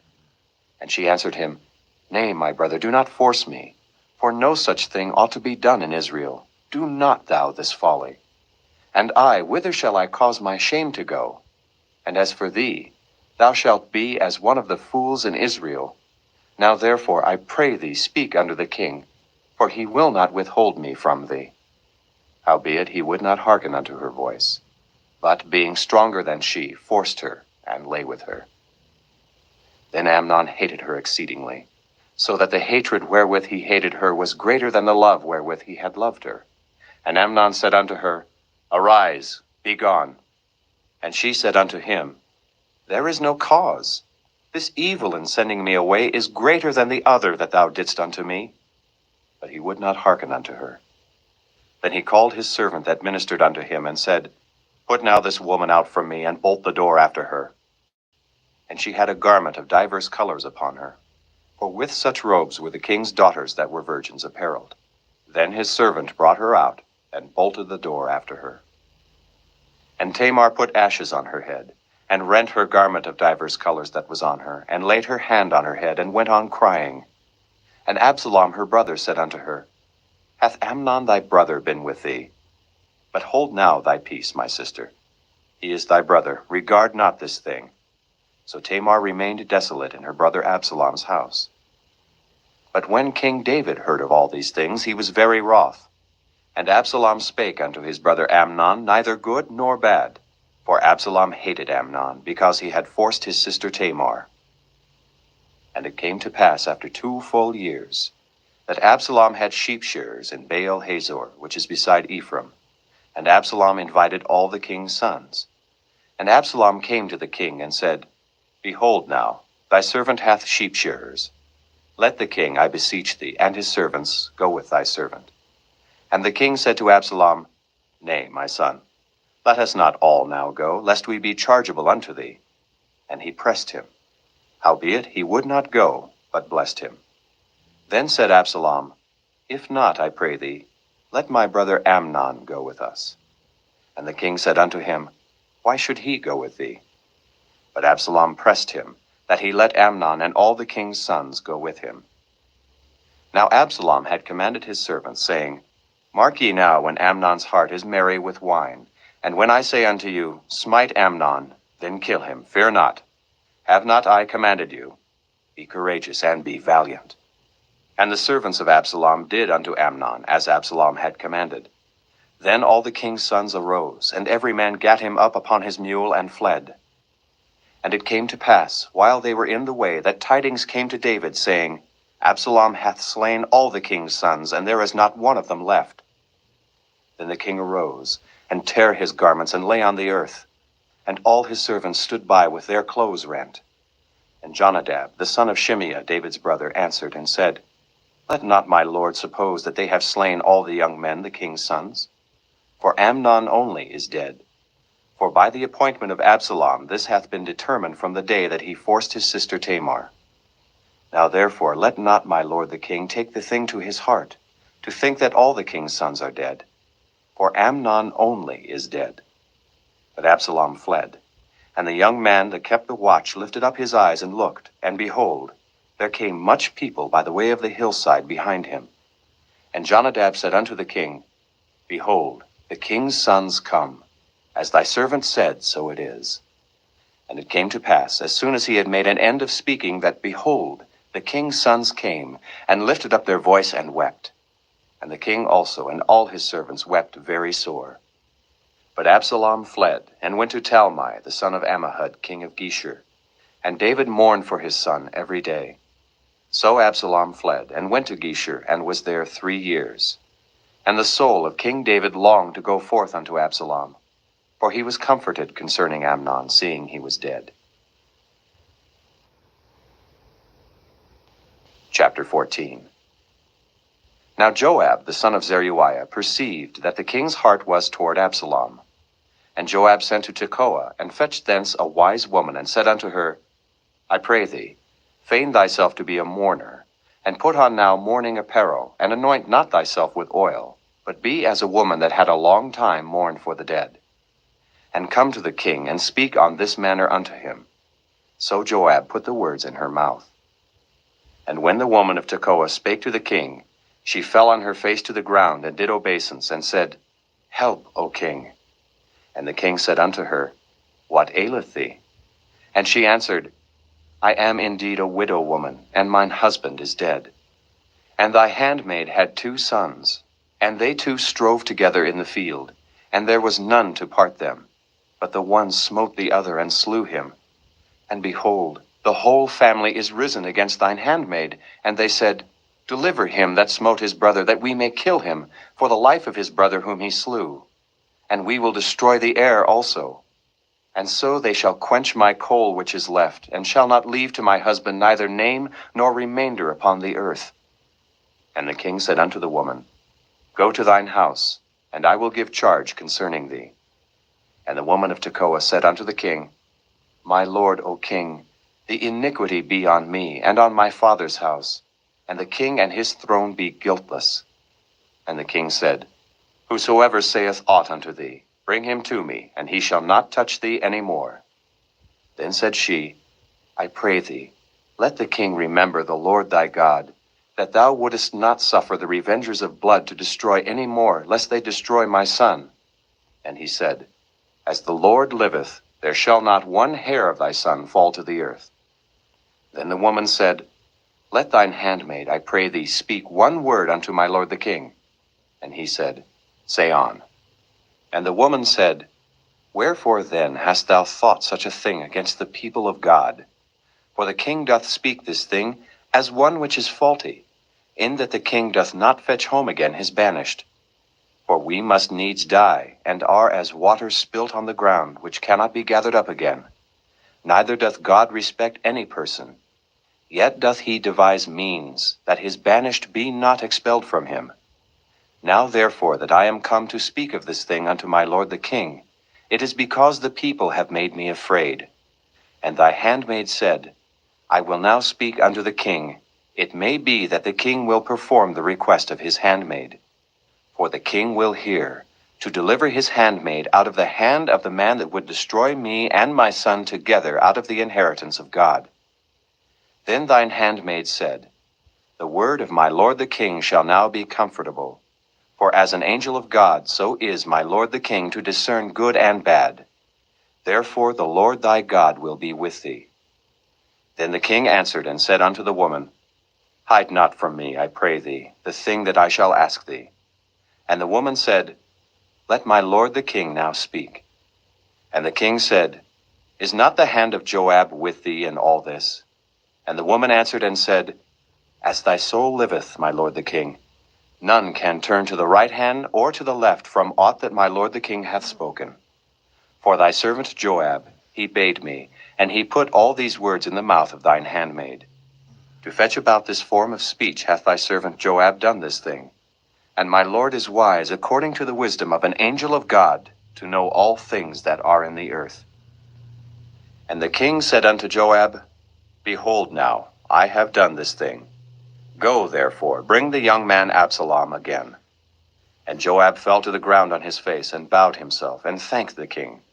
And Joab said, Today thy servant knoweth that I have found grace in thy sight, my lord, O king, in that the king hath fulfilled the request of his servant. So Joab arose and went to Geshur, and brought Absalom to Jerusalem. And the king said, Let him turn to his own house, and let him not see my face. So Absalom returned to his own house, and saw not the king's face. But in all Israel there was none to be so much praised as Absalom for his beauty. From the sole of his foot even to the crown of his head there was no blemish in him. And when he polled his head, for it was at every year's end that he polled it, because the hair was heavy on him, therefore he polled it. He weighed the hair of his head at 200 shekels after the king's weight. And unto Absalom there were born 3 sons and 1 daughter, whose name was Tamar. She was a woman of a fair countenance. So Absalom dwelt 2 full years in Jerusalem, and saw not the king's face. Therefore Absalom sent for Joab, to have sent him to the king. But he would not come to him. And when he sent again the second time, he would not come. Therefore he said unto his servants, See, Joab's field is near mine, and he hath barley there. Go and set it on fire. And Absalom's servants set the field on fire. Then Joab arose, and came to Absalom unto his house, and said unto him, Wherefore have thy servants set my field on fire? And Absalom answered Joab, Behold, I sent unto thee, saying, Come hither, that I may send thee to the king, to say, Wherefore am I come from Geshur? It had been good for me to have been there still. Now therefore let me see the king's face, and if there be any iniquity in me, let him kill me. So Joab came to the king, and told him. And when he had called for Absalom, he came to the king, and bowed himself on his face to the ground before the king. And the king kissed Absalom. Chapter 15. And it came to pass after this, that Absalom prepared him chariots and horses, and 50 men to run before him. And Absalom rose up early, and stood beside the way of the gate. And it was so, that when any man that had a controversy came to the king for judgment, then Absalom called unto him, and said, Of what city art thou? And he said, Thy servant is of one of the tribes of Israel. And Absalom said unto him, See, thy matters are good and right, but there is no man deputed of the king to hear thee. Absalom said moreover, O that I were made judge in the land, that every man which hath any suit or cause might come unto me, and I would do him justice. And it was so, that when any man came nigh to him to do him obeisance, he put forth his hand and took him and kissed him. And on this manner did Absalom to all Israel that came to the king for judgment. So Absalom stole the hearts of the men of Israel.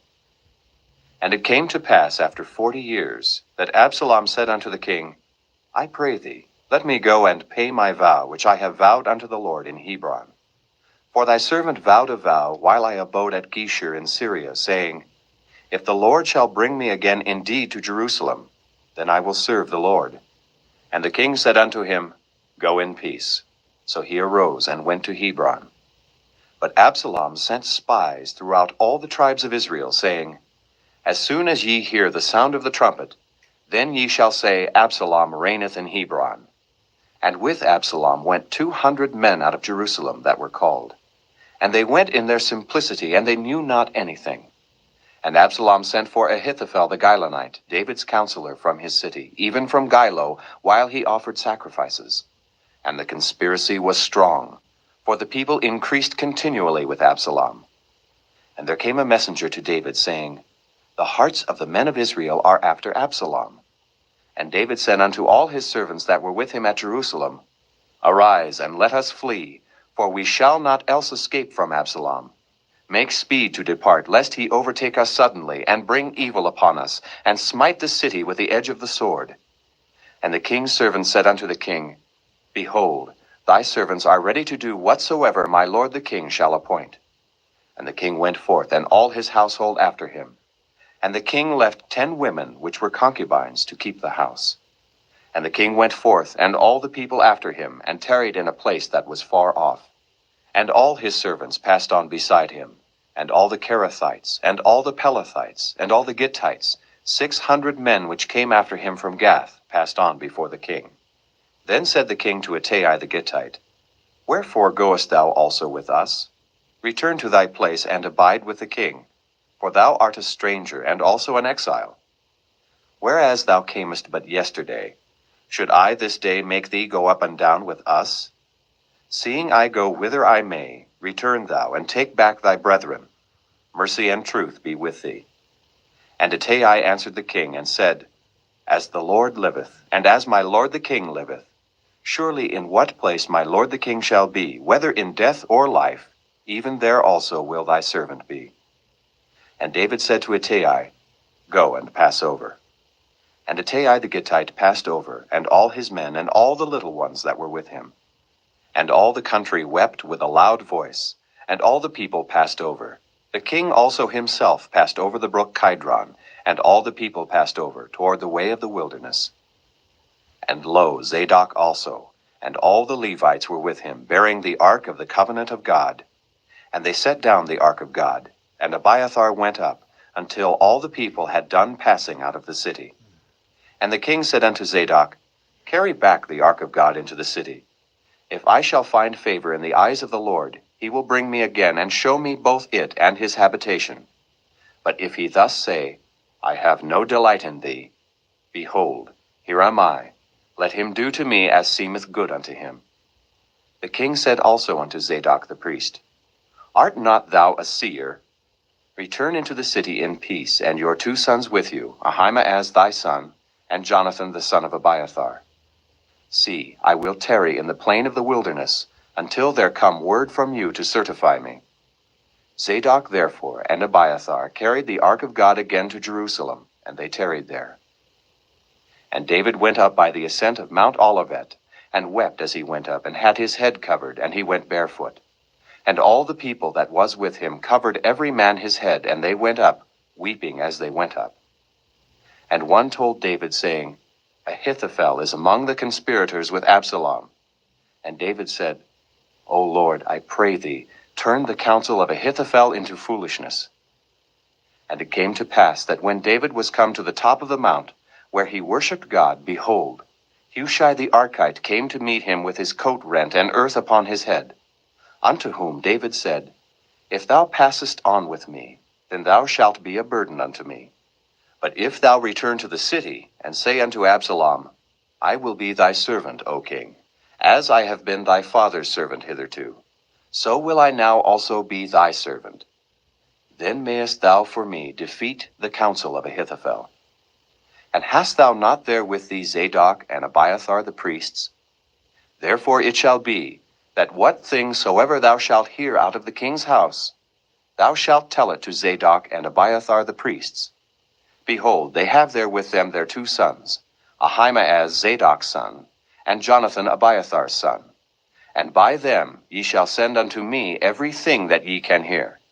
So Hushai, David's friend, came into the city, and Absalom came into Jerusalem. Chapter 16. And when David was a little past the top of the hill, behold, Ziba, the servant of Mephibosheth, met him, with a couple of asses saddled, and upon them 200 loaves of bread, and 100 bunches of raisins, and 100 of summer fruits, and a bottle of wine. And the king said unto Ziba, What meanest thou by these? And Ziba said, The asses be for the king's household to ride on, and the bread and summer fruit for the young men to eat, and the wine, that such as be faint in the wilderness may drink. And the king said, And where is thy master's son? And Ziba said unto the king, Behold, he abideth at Jerusalem. For he said, Today shall the house of Israel restore me the kingdom of my father. Then said the king to Ziba, Behold, thine are all that pertained unto Mephibosheth. And Ziba said, I humbly beseech thee that I may find grace in thy sight, my lord, O king. And when King David came to Bahurim, behold, thence came out a man of the family of the house of Saul, whose name was Shimei the son of Gera. He came forth, and cursed still as he came. And he cast stones at David, and at all the servants of King David. And all the people and all the mighty men were on his right hand and on his left. And thus said Shimei when he cursed, come out, thou bloody man, and thou man of Belial. The Lord hath returned upon thee all the blood of the house of Saul, in whose stead thou hast reigned. And the Lord hath delivered the kingdom into the hand of Absalom thy son. And behold, thou art taken in thy mischief, because thou art a bloody man. Then said Abishai the son of Zeruiah unto the king, Why should this dead dog curse my lord the king? Let me go over, I pray thee, and take off his head. And the king said, What have I to do with you, ye sons of Zeruiah? So let him curse, because the Lord hath said unto him, Curse David. Who shall then say, Wherefore hast thou done so? And David said to Abishai and to all his servants, Behold, my son which came forth of my bowels seeketh my life. How much more now may this Benjamite do it? Let him alone, and let him curse, for the Lord hath bidden him. It may be that the Lord will look on mine affliction, and that the Lord will requite me good for his cursing this day. And as David and his men went by the way, Shimei went along on the hillside over against him, and cursed as he went, and threw stones at him, and cast dust. And the king and all the people that were with him came weary, and refreshed themselves there. And Absalom and all the people, the men of Israel, came to Jerusalem, and Ahithophel with him. And it came to pass, when Hushai the Archite, David's friend, was come unto Absalom, that Hushai said unto Absalom, God save the king, God save the king. And Absalom said to Hushai, Is this thy kindness to thy friend? Why wentest thou not with thy friend? And Hushai said unto Absalom, Nay, but whom the Lord and this people and all the men of Israel choose, his will I be, and with him will I abide. And again, whom should I serve? Should I not serve in the presence of his son? As I have served in thy father's presence, so will I be in thy presence. Then said Absalom to Ahithophel, Give counsel among you what we shall do. And Ahithophel said unto Absalom, Go in unto thy father's concubines, which he hath left to keep the house. And all Israel shall hear that thou art abhorred of thy father. Then shall the hands of all that are with thee be strong. So they spread Absalom a tent upon the top of the house. And Absalom went in unto his father's concubines in the sight of all Israel.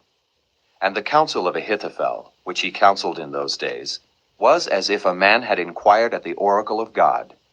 So was all the counsel of Ahithophel, both with David and with Absalom. Chapter 17. Moreover, Ahithophel said unto Absalom, Let me now choose out 12,000 men, and I will arise and pursue after David this night. And I will come upon him while he is weary and weak-handed, and will make him afraid. And all the people that are with him shall flee, and I will smite the king only. And I will bring back all the people unto thee. The man whom thou seekest is as if all returned. So all the people shall be in peace. And the saying pleased Absalom well, and all the elders of Israel. Then said Absalom, Call now Hushai the Archite also, and let us hear likewise what he saith. And when Hushai was come to Absalom, Absalom spake unto him, saying, Ahithophel hath spoken after this manner. Shall we do after his saying? If not, speak thou. And Hushai said unto Absalom, The counsel that Ahithophel hath given is not good at this time. For, said Hushai, thou knowest thy father and his men, that they be mighty men, and they be chafed in their minds, as a bear robbed of her whelps in the field. And thy father is a man of war, and will not lodge with the people. Behold, he is hid now in some pit, or in some other place. And it will come to pass, when some of them be overthrown at the first, that whosoever heareth it will say, There is a slaughter among the people that follow Absalom. And he also that is valiant, whose heart is as the heart of a lion, shall utterly melt. For all Israel knoweth that thy father is a mighty man, and they which be with him are valiant men. Therefore I counsel that all Israel be generally gathered unto thee, from Dan even to Beersheba, as the sand that is by the sea for multitude, and that thou go to battle in thine own person. So shall we come upon him in some place where he shall be found, and we will light upon him as the dew falleth on the ground. And of him and of all the men that are with him there shall not be left so much as one. Moreover, if he be gotten into a city, then shall all Israel bring ropes to that city, and there be not one small stone found there. And Absalom and all the men of Israel said, The counsel of Hushai the Archite is better than the counsel of Ahithophel. For the Lord had appointed to defeat the good counsel of Ahithophel, to the intent that the Lord might bring evil upon Absalom. Then said Hushai unto Zadok and to Abiathar the priests, Thus and thus did Ahithophel counsel Absalom and the elders of Israel, and thus have I counseled. Now therefore send quickly, and tell David, saying, Lodge not this night in the plains of the wilderness, but speedily pass over, lest the king be swallowed up, and all the people that are with him. Now Jonathan and Ahimaaz stayed by En-Rogel, for they might not be seen to come into the city. And a wench went and told them, and they went and told King David. Nevertheless a lad saw them, and told Absalom. But they went both of them away quickly, and came to a man's house in Bahurim, which had a well in his court, whither they went down. And the woman took and spread a covering over the well's mouth, and spread ground corn thereon. And the thing was not known. And when Absalom's servants came to the woman to the house, they said, Where is Ahimaaz and Jonathan? And the woman said unto them, They be gone over the brook of water. And when they had sought and could not find them, they returned to Jerusalem. And it came to pass, after they were departed, that they came up out of the well, and went and told King David, and said unto David, Arise, and pass quickly over the water, for thus hath Ahithophel counseled against you. Then David arose, and all the people that were with him, and they passed over Jordan. By the morning light there lacked not one of them that was not gone over Jordan. And when Ahithophel saw that his counsel was not followed, he saddled his ass and arose, and gat him home to his house, to his city, and put his household in order, and hanged himself and died. and was buried in the sepulchre of his father. Then David came to Mahanaim, and Absalom passed over Jordan, he and all the men of Israel with him. And Absalom made Amasa captain of the host instead of Joab, which Amasa was a man's son, whose name was Ithra, an Israelite, that went in to Abigail, the daughter of Nahash, sister to Zeruiah, Joab's mother. So Israel and Absalom pitched in the land of Gilead.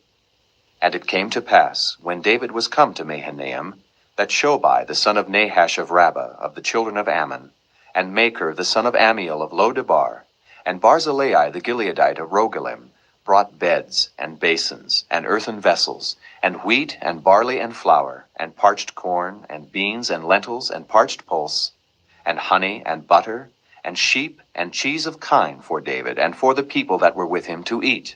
For they said, The people is hungry, and weary, and thirsty in the wilderness. Chapter 18. And David numbered the people that were with him, and set captains of thousands and captains of hundreds over them. And David sent forth a third part of the people under the hand of Joab, and a third part under the hand of Abishai the son of Zeruiah, Joab's brother, and a third part under the hand of Ittai the Gittite. And the king said unto the people, I will surely go forth with you myself also. But the people answered, Thou shalt not go forth, for if we flee away, they will not care for us. Neither if half of us die will they care for us.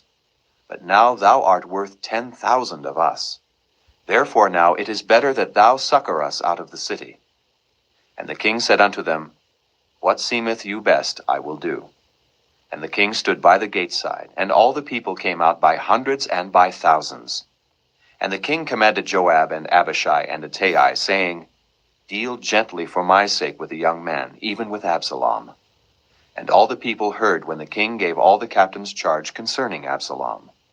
So the people went out into the field against Israel, and the battle was in the wood of Ephraim, where the people of Israel were slain before the servants of David, and there was there a great slaughter that day of 20,000 men.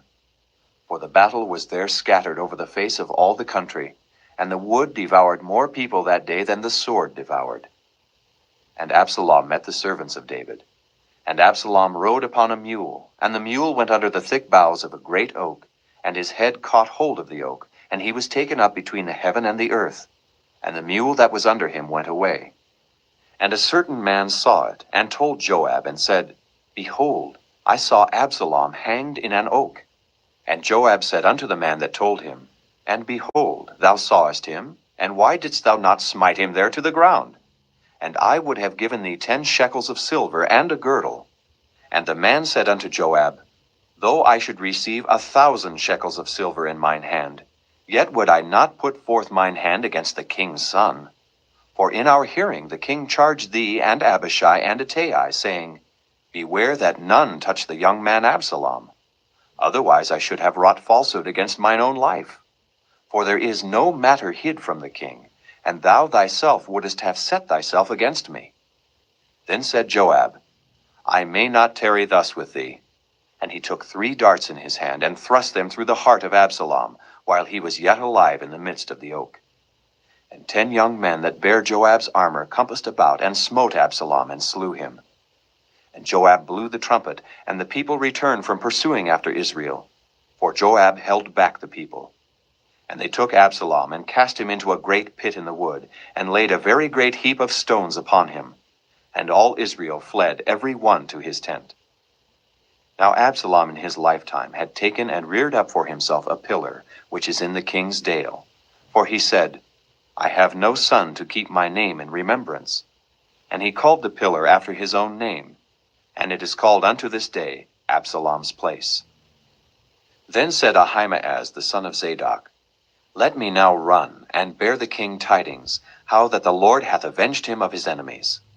And Joab said unto him, Thou shalt not bear tidings this day, but thou shalt bear tidings another day. But this day thou shalt bear no tidings, because the king's son is dead.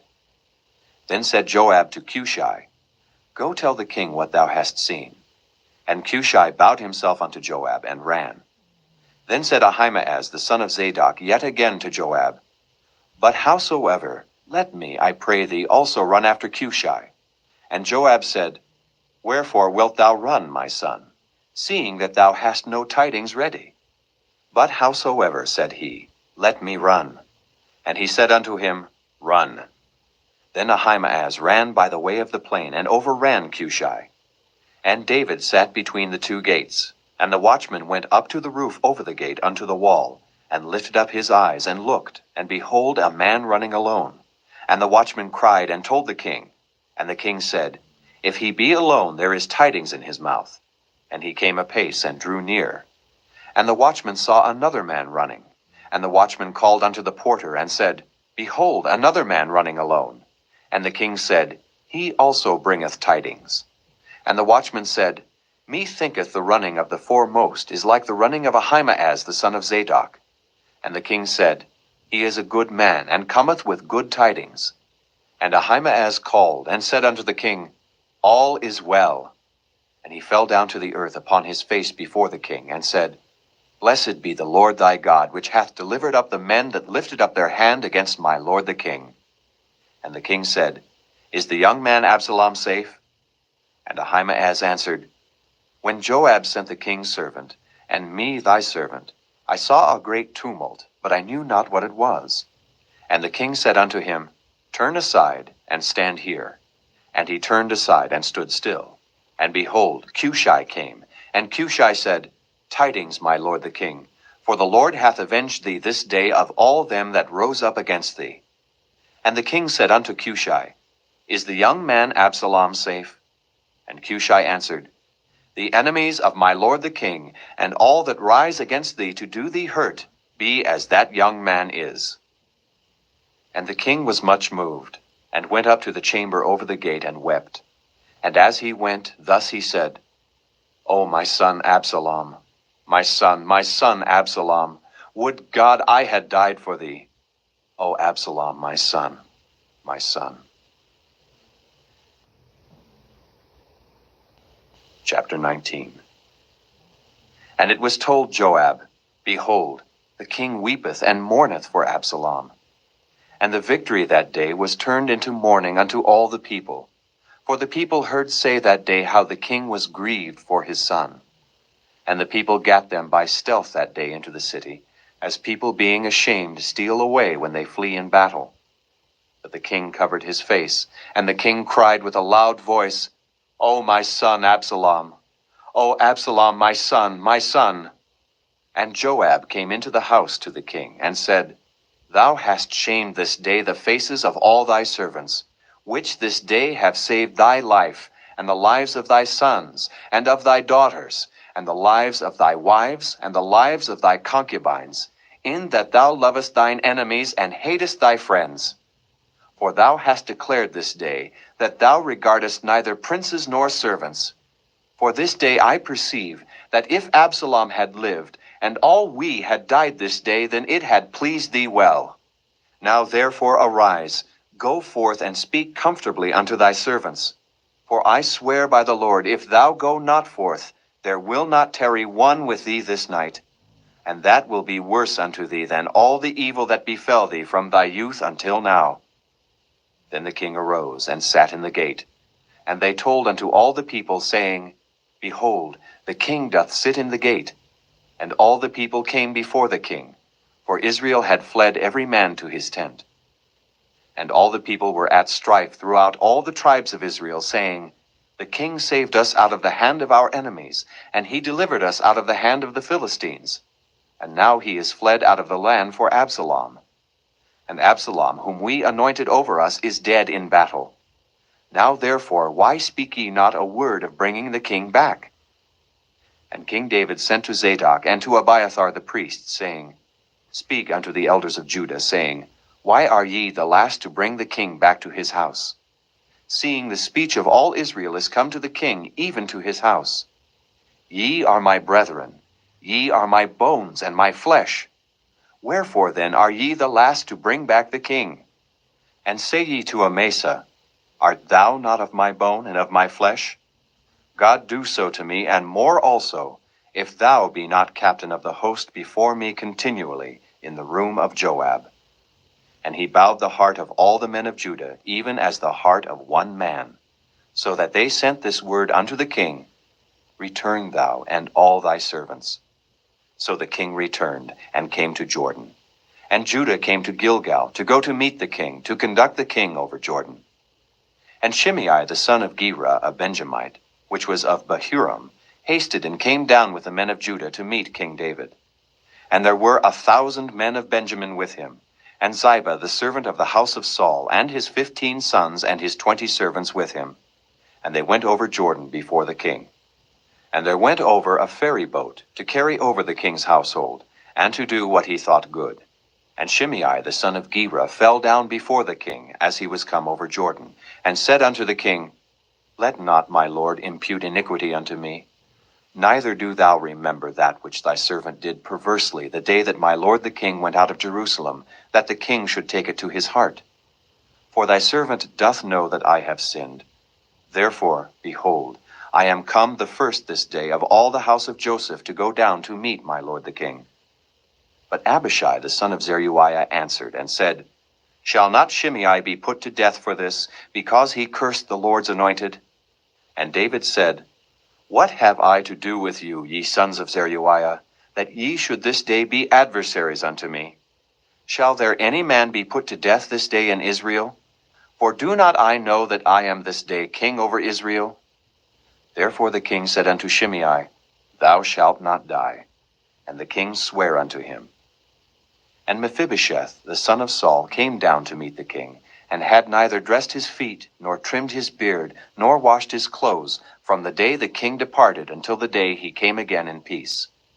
And it came to pass, when he was come to Jerusalem to meet the king, that the king said unto him, Wherefore wentest thou not with me, Mephibosheth? And he answered, My lord, O king, my servant deceived me. For thy servant said, I will saddle me an ass, that I may ride thereon, and go to the king, because thy servant is lame. And he hath slandered thy servant unto my lord the king. But my lord the king is as an angel of God. Do therefore what is good in thine eyes. For all of my father's house were but dead men before my lord the king. Yet didst thou set thy servant among them that did eat at thine own table. What right therefore have I yet to cry any more unto the king? And the king said unto him, Why speakest thou any more of thy matters? I have said, Thou and Ziba divide the land. And Mephibosheth said unto the king, Yea, let him take all, for as much as my lord the king is come again in peace unto his own house. And Barzillai the Gileadite came down from Rogelim, and went over Jordan with the king to conduct him over Jordan. Now Barzillai was a very aged man, even 80 years old, and he had provided the king of sustenance while he lay at Mahanaim, for he was a very great man. And the king said unto Barzillai, Come thou over with me, and I will feed thee with me in Jerusalem. And Barzillai said unto the king, How long have I to live, that I should go up with the king unto Jerusalem? I am this day 80 years old. And can I discern between good and evil? Can thy servant taste what I eat or what I drink? Can I hear any more the voice of singing men and singing women? Wherefore then should thy servant be yet a burden unto my lord the king? Thy servant will go a little way over Jordan with the king. And why should the king recompense it me with such a reward? Let thy servant, I pray thee, turn back again, that I may die in mine own city, and be buried by the grave of my father and of my mother. But behold thy servant Kimham, let him go over with my lord the king, and do to him what shall seem good unto thee. And the king answered, Kimham shall go over with me, and I will do to him that which shall seem good unto thee. And whatsoever thou shalt require of me, that will I do for thee. And all the people went over Jordan. And when the king was come over, the king kissed Barzillai and blessed him, and he returned unto his own place. Then the king went on to Gilgal, and Kimham went on with him. And all the people of Judah conducted the king, and also half the people of Israel. And behold, all the men of Israel came to the king, and said unto the king, Why have our brethren, the men of Judah, stolen thee away, and have brought the king and his household, and all David's men with him over Jordan? And all the men of Judah answered the men of Israel, because the king is near of kin to us. Wherefore then be ye angry for this matter?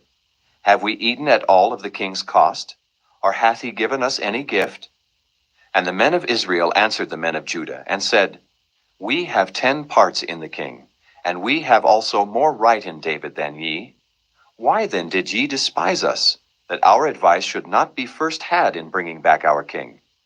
And the words of the men of Judah were fiercer than the words of the men of Israel. Chapter 20. And there happened to be there a man of Belial, whose name was Sheba, the son of Bichri, a Benjamite. And he blew a trumpet, and said, We have no part in David, neither have we inheritance in the son of Jesse. Every man to his tents, O Israel. So every man of Israel went up from after David, and followed Sheba, the son of Bichri. But the men of Judah clave unto their king, from Jordan even to Jerusalem. And David came to his house at Jerusalem, and the king took the 10 women his concubines, whom he had left to keep the house, and put them in ward, and fed them, but went not in unto them. So they were shut up unto the day of their death, living in widowhood. Then said the king to Amasa, Assemble me the men of Judah within 3 days, and be thou here present. So Amasa went to assemble the men of Judah, but he tarried longer than the set time which he had appointed him. And David said to Abishai, Now shall Sheba the son of Bichri do us more harm than did Absalom. Take thou thy lord's servants, and pursue after him, lest he get him fenced cities, and escape us. And there went out after him Joab's men, and the Kerethites, and the Pelethites, and all the mighty men. And they went out of Jerusalem to pursue after Sheba the son of Bichri. When they were at the great stone which is in Gibeon, Amasa went before them. And Joab's garment that he had put on was girded unto him, and upon it a girdle with a sword fastened upon his loins in the sheath thereof. And as he went forth, it fell out. And Joab said to Amasa, Art thou in health, my brother? And Joab took Amasa by the beard with a right hand to kiss him. But Amasa took no heed to the sword which was in Joab's hand. So he smote him therewith in the 5th rib, and shed out his bowels to the ground, and struck him not again. And he died. So Joab and Abishai his brother pursued after Sheba the son of Bichri. And one of Joab's men stood by him, and said, He that favoreth Joab, and he that is for David, let him go after Joab. And Amasa wallowed in blood in the midst of the highway. And when the man saw that all the people stood still, he removed Amasa out of the highway into the field, and cast a cloth upon him, when he saw that every one that came by him stood still. When he was removed out of the highway, all the people went on after Joab to pursue after Sheba the son of Bichri. And he went through all the tribes of Israel unto Abel, and to Beth-maachah, and all the Berites. And they were gathered together, and went also after him. And they came and besieged him in Abel of Beth-maachah, and they cast up a bank against the city, and it stood in the trench. And all the people that were with Joab battered the wall to throw it down. Then cried a wise woman out of the city, Hear, hear! Say, I pray you, unto Joab, Come near hither, that I may speak with thee. And when he was come near unto her, the woman said, Art thou Joab? And he answered, I am he. Then she said unto him, Hear the words of thine handmaid. And he answered, I do hear. Then she spake, saying, They were wont to speak in old times, saying, They shall surely ask counsel at Abel. And so they ended the matter. I am one of them that are peaceable and faithful in Israel. Thou seekest to destroy a city and a mother in Israel. Why wilt thou swallow up the inheritance of the Lord? And Joab answered and said, far be it from me that I should swallow up or destroy. The matter is not so, but a man of Mount Ephraim, Sheba the son of Bichri by name, hath lifted up his hand against the king, even against David. Deliver him only, and I will depart from the city. And the woman said unto Joab, Behold, his head shall be thrown to thee over the wall. Then the woman went unto all the people in her wisdom. And they cut off the head of Sheba the son of Bichri, and cast it out to Joab. And he blew a trumpet, and they retired from the city, every man to his tent. And Joab returned to Jerusalem unto the king. Now Joab was over all the host of Israel, and Benaiah the son of Jehoiada was over the Kerethites and over the Pelethites. And Adoram was over the tribute, and Jehoshaphat the son of Ahilud was recorder, and Sheva was scribe, and Zadok and Abiathar were the priests, and Ira also the Jairite was a chief ruler about David. Chapter 21. Then there was a famine in the days of David 3 years, year after year. And David inquired of the Lord, and the Lord answered, It is for Saul and for his bloody house, because he slew the Gibeonites. And the king called the Gibeonites, and said unto them, Now the Gibeonites were not of the children of Israel, but of the remnant of the Amorites. And the children of Israel had sworn unto them, and Saul sought to slay them in his zeal to the children of Israel and Judah. Wherefore David said unto the Gibeonites, What shall I do for you? And wherewith shall I make the atonement, that ye may bless the inheritance of the Lord? And the Gibeonites said unto him, We will have no silver nor gold of Saul, nor of his house. Neither for us shalt thou kill any man in Israel. And he said, What ye shall say, that will I do for you. And they answered the king, The man that consumed us, and that devised against us that we should be destroyed from remaining in any of the coasts of Israel, let 7 men of his sons be delivered unto us, and we will hang them up unto the Lord in Gibeah of Saul, whom the Lord did choose. And the king said, I will give them. But the king spared Mephibosheth, the son of Jonathan, the son of Saul, because of the Lord's oath that was between them, between David and Jonathan, the son of Saul. But the king took the 2 sons of Rizpah, the daughter of Aiah, whom she bare unto Saul, Armoni and Mephibosheth, and the 5 sons of Michal, the daughter of Saul, whom she brought up for Adriel, the son of Barzillai, the Maholathite. And he delivered them into the hands of the Gibeonites, and they hanged them in the hill before the Lord. And they fell all 7 together, and were put to death in the days of harvest, in the first days, in the beginning of barley harvest. And Rizpah, the daughter of Aiah, took sackcloth, and spread it for her upon the rock, from the beginning of harvest until water dropped upon them out of heaven, and suffered neither the birds of the air to rest on them by day, nor the beasts of the field by night. And it was told David what Rizpah, the daughter of Aiah, the concubine of Saul, had done. And David went and took the bones of Saul and the bones of Jonathan his son from the men of Jabesh Gilead, which had stolen them from the street of Bethshan, where the Philistines had hanged them, when the Philistines had slain Saul in Gilboa. And he brought up from thence the bones of Saul and the bones of Jonathan his son, and they gathered the bones of them that were hanged. And the bones of Saul and Jonathan his son buried they in the country of Benjamin in Zelah, in the sepulchre of Kish his father. And they performed all that the king commanded. And after that God was entreated for the land. Moreover, the Philistines had yet war again with Israel. And David went down, and his servants with him, and fought against the Philistines. And David waxed faint.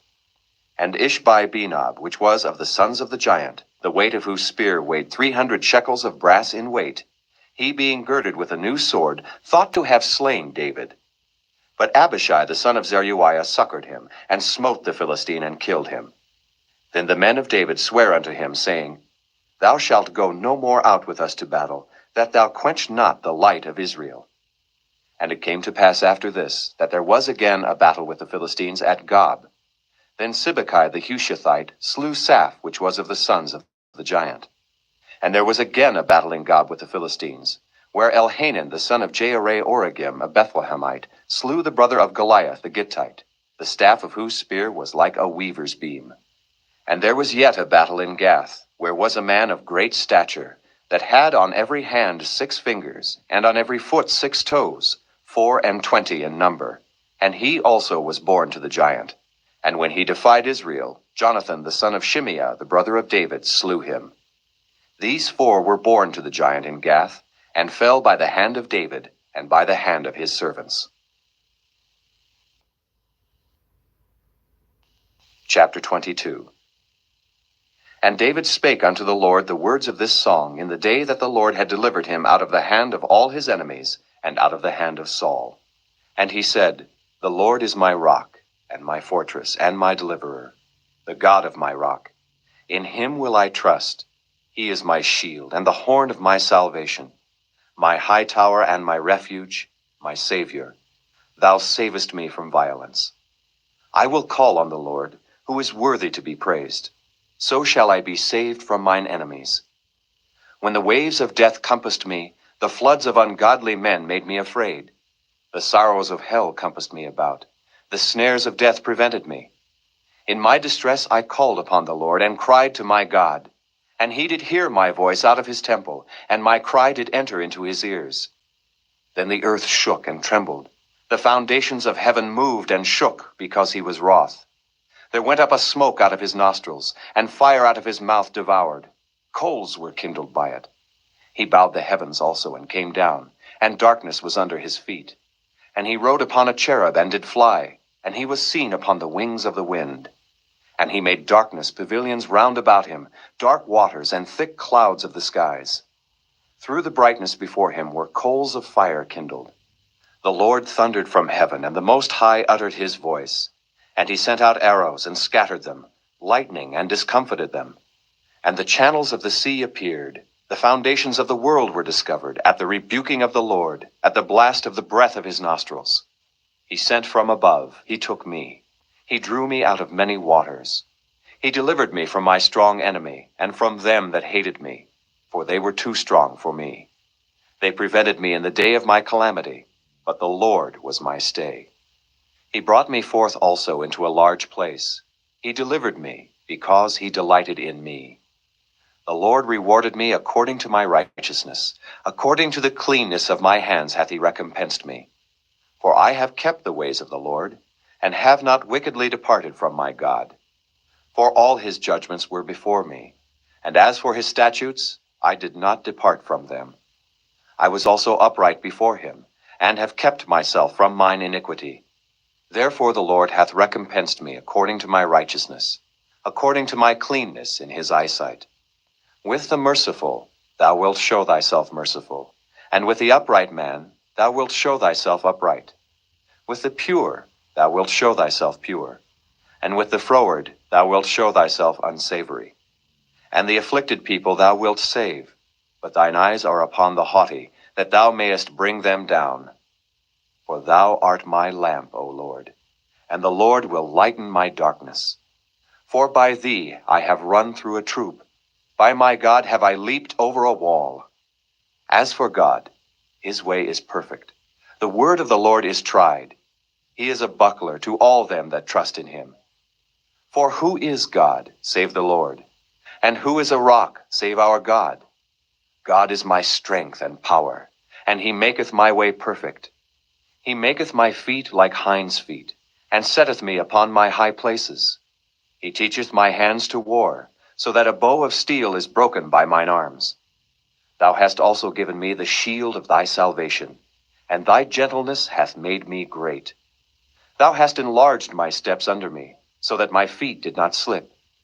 I have pursued mine enemies and destroyed them, and turned not again until I had consumed them. And I have consumed them, and wounded them, that they could not arise. Yea, they are fallen under my feet. For thou hast girded me with strength to battle. Them that rose up against me hast thou subdued under me. Thou hast also given me the necks of mine enemies, that I might destroy them that hate me. They looked, but there was none to save, even unto the Lord, but he answered them not. Then did I beat them as small as the dust of the earth. I did stamp them as the mire of the street, and did spread them abroad.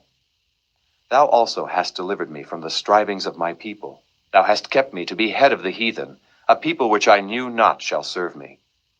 Strangers shall submit themselves unto me. As soon as they hear, they shall be obedient unto me. Strangers shall fade away, and they shall be afraid out of their close places. The Lord liveth, and blessed be my rock, and exalted be the God of the rock of my salvation. It is God that avengeth me, and that bringeth down the people under me, and that bringeth me forth from mine enemies. Thou also hast lifted me up on high above them that rose up against me. Thou hast delivered me from the violent man. Therefore I will give thanks unto thee, O Lord, among the heathen, and I will sing praises unto thy name. He is the tower of salvation for his king, and showeth mercy to his anointed, unto David, and to his seed forevermore. Chapter 23. Now these be the last words of David. David the son of Jesse said, And the man who was raised up on high, the anointed of the God of Jacob, and the sweet psalmist of Israel, said, The Spirit of the Lord spake by me, and his word was in my tongue. The God of Israel said, The rock of Israel spake to me. He that ruleth over men must be just, ruling in the fear of God. And he shall be as the light of the morning, when the sun riseth, even a morning without clouds, as the tender grass springing out of the earth by clear shining after rain. Although my house be not so with God, yet he hath made with me an everlasting covenant, ordered in all things and sure. For this is all my salvation, and all my desire, although he make it not to grow. But the sons of Belial shall be all of them as thorns thrust away, because they cannot be taken with hands. But the man that shall touch them must be fenced with iron and the staff of a spear, and they shall be utterly burned with fire in the same place. These be the names of the mighty men whom David had. The Tachmonite that sat in the seat, chief among the captains. The same was Adonai the Eznite. He lift up his spear against 800 whom he slew at one time. And after him was Eleazar, the son of Dodo the Ahohite, one of the 3 mighty men with David when they defied the Philistines that were there gathered together to battle, and the men of Israel were gone away. He arose and smote the Philistines until his hand was weary, and his hand clave unto the sword. And the Lord wrought a great victory that day, and the people returned after him only to spoil. And after him was Shammah, the son of Agi the Hararite. And the Philistines were gathered together into a troop, where was a piece of ground full of lentils, and the people fled from the Philistines.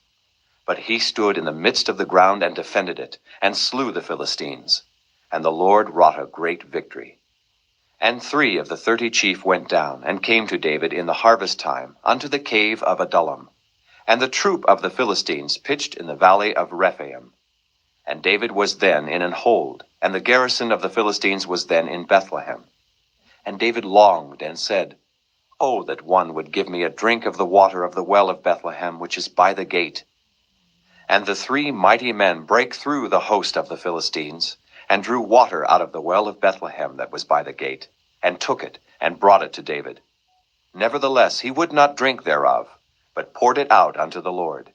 And he said, Be it far from me, O Lord, that I should do this. Is not this the blood of the men that went in jeopardy of their lives? Therefore he would not drink it. These things did these 3 mighty men. And Abishai, the brother of Joab, the son of Zeruiah, was chief among 3. And he lifted up his spear against 300, and slew them, and had the name among 3. Was he not most honorable of 3? Therefore he was their captain. Howbeit he attained not unto the first 3.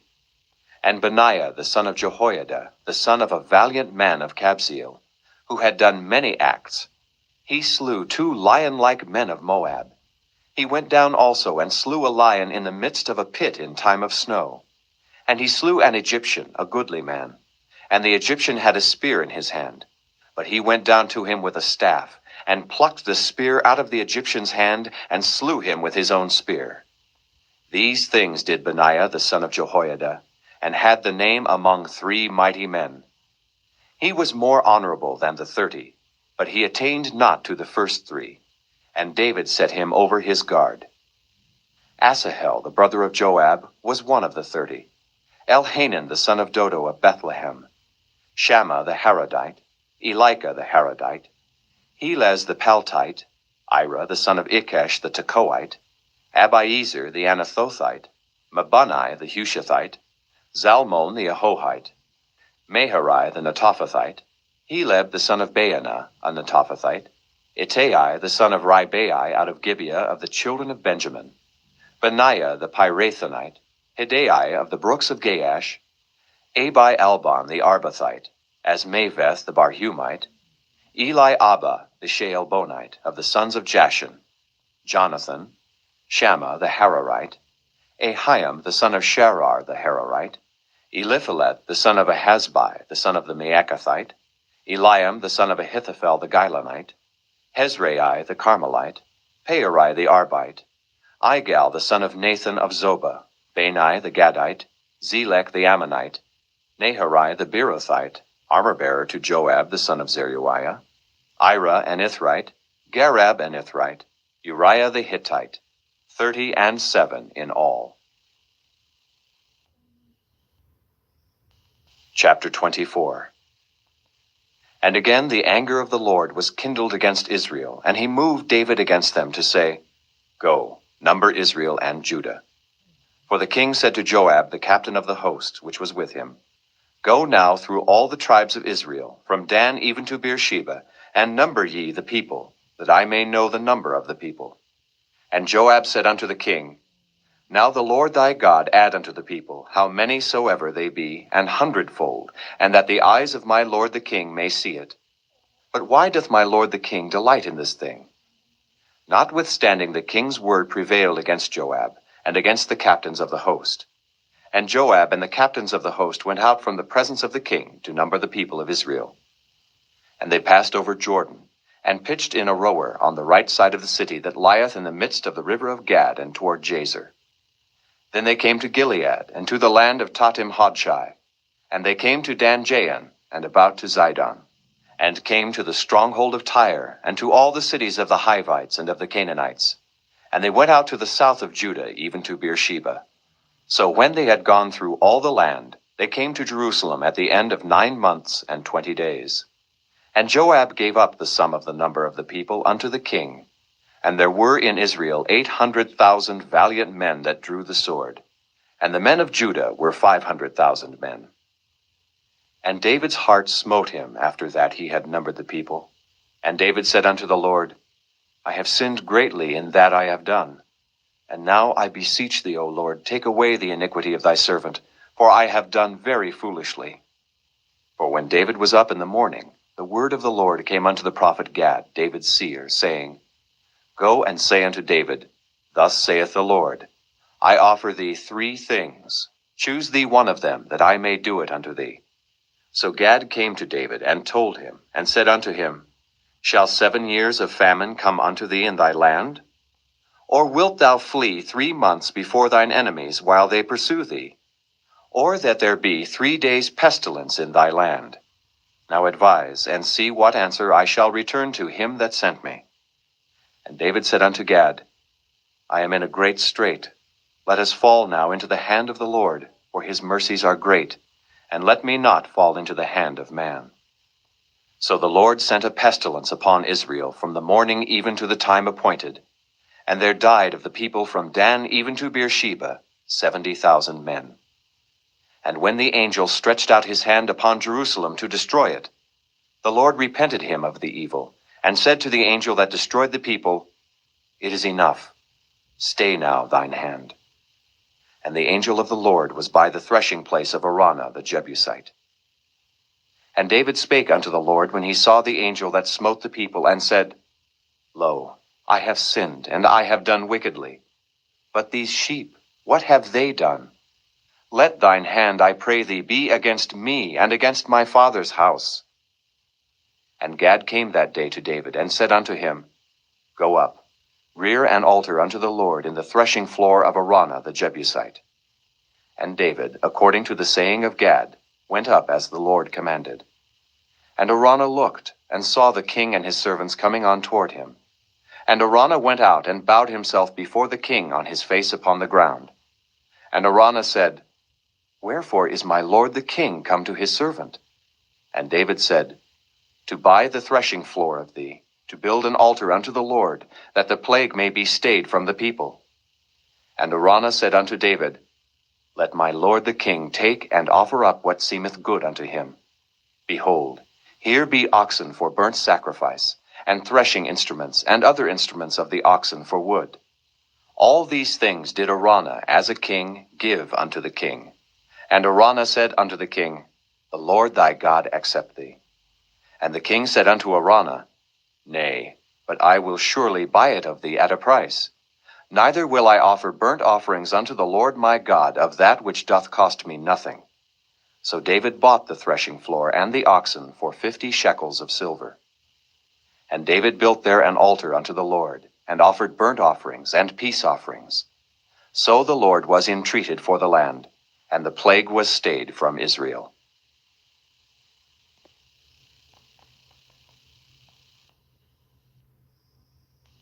The first book of the Kings. Chapter 1. Now King David was old and stricken in years, and they covered him with clothes, but he gat no heat. Wherefore his servants said unto him, Let there be sought for my lord the king a young virgin, and let her stand before the king, and let her cherish him, and let her lie in thy bosom, that my lord the king may get heat. So they sought for a fair damsel throughout all the coasts of Israel, and found Abishag a Shunammite, and brought her to the king. And the damsel was very fair, and cherished the king, and ministered to him. But the king knew her not. Then Adonijah the son of Haggith exalted himself, saying, I will be king. And he prepared him chariots and horsemen, and 50 men to run before him. And his father had not displeased him at any time in saying, Why hast thou done so? And he also was a very goodly man, and his mother bare him after Absalom.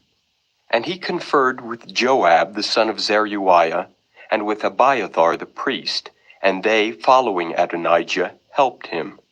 But Zadok the priest, and Benaiah the son of Jehoiada, and Nathan the prophet, and Shimei, and Rei, and the mighty men which belonged to David, were not with Adonijah. And Adonijah slew sheep and oxen and fat cattle by the stone of Zoheleth, which is by Enrogel, and called all his brethren the king's sons, and all the men of Judah the king's servants. But Nathan the prophet, and Benaiah, and the mighty men, and Solomon his brother, he called not. Wherefore Nathan spake unto Bathsheba, the mother of Solomon, saying, Hast thou not heard that Adonijah the son of Haggith doth reign, and David our Lord knoweth it not? Now therefore come, let me, I pray thee, give thee counsel, that thou mayest save thine own life, and the life of thy son Solomon. Go and get thee in unto King David, and say unto him, Didst not thou, my lord, O king, swear unto thine handmaid, saying, Assuredly Solomon thy son shall reign after me, and he shall sit upon my throne? Why then doth Adonijah reign? Behold, while thou yet talkest there with the king, I also will come in after thee, and confirm thy words. And Bathsheba went in unto the king into the chamber, and the king was very old, and Abishag the Shunammite ministered unto the king. And Bathsheba bowed, and did obeisance unto the king. And the king said, What wouldest thou? And she said unto him, My lord, thou swearest by the Lord thy God unto thine handmaid, saying, Assuredly Solomon thy son shall reign after me, and he shall sit upon my throne. And now behold, Adonijah reigneth, and now my lord the king, thou knowest it not. And he hath slain oxen and fat cattle and sheep in abundance, and hath called all the sons of the king, and Abiathar the priest, and Joab the captain of the host. But Solomon thy servant hath he not called. And thou, my lord O king, the eyes of all Israel are upon thee, that thou shouldest tell them who shall sit on the throne of my lord the king after him. Otherwise it shall come to pass, when my lord the king shall sleep with his fathers, that I and my son Solomon shall be counted offenders. And lo, while she yet talked with the king, Nathan the prophet also came in. And they told the king, saying, Behold, Nathan the prophet. And when he was come in before the king, he bowed himself before the king with his face to the ground. And Nathan said, My lord, O king, hast thou said, Adonijah shall reign after me, and he shall sit upon my throne? For he is gone down this day, and hath slain oxen and fat cattle and sheep in abundance, and hath called all the king's sons, and the captains of the host, and Abiathar the priest. And behold, they eat and drink before him, and say, God save King Adonijah. But me, even me thy servant, and Zadok the priest, and Benaiah the son of Jehoiada, and thy servant Solomon, hath he not called. Is this thing done by my lord the king, and thou hast not showed it unto thy servant, who should sit on the throne of my lord the king after him? Then King David answered and said, Call me Bathsheba. And she came into the king's presence, and stood before the king. And the king sware and said, As the Lord liveth, that hath redeemed my soul out of all distress, even as I swear unto thee by the Lord God of Israel, saying, Assuredly Solomon thy son shall reign after me, and he shall sit upon my throne in my stead. Even so will I certainly do this day. Then Bathsheba bowed with her face to the earth, and did reverence to the king, and said, Let my lord King David live forever. And King David said, Call me Zadok the priest, and Nathan the prophet, and Benaiah the son of Jehoiada. And they came before the king. The king also said unto them, Take with you the servants of your lord, and cause Solomon my son to ride upon mine own mule, and bring him down to Gihon. And let Zadok the priest and Nathan the prophet anoint him there king over Israel. And blow ye with the trumpet, and say, God save King Solomon. Then ye shall come up after him, that he may come and sit upon my throne, for he shall be king in my stead. And I have appointed him to be ruler over Israel and over Judah. And Benaiah the son of Jehoiada answered the king and said, Amen. The Lord God of my lord the king say so too.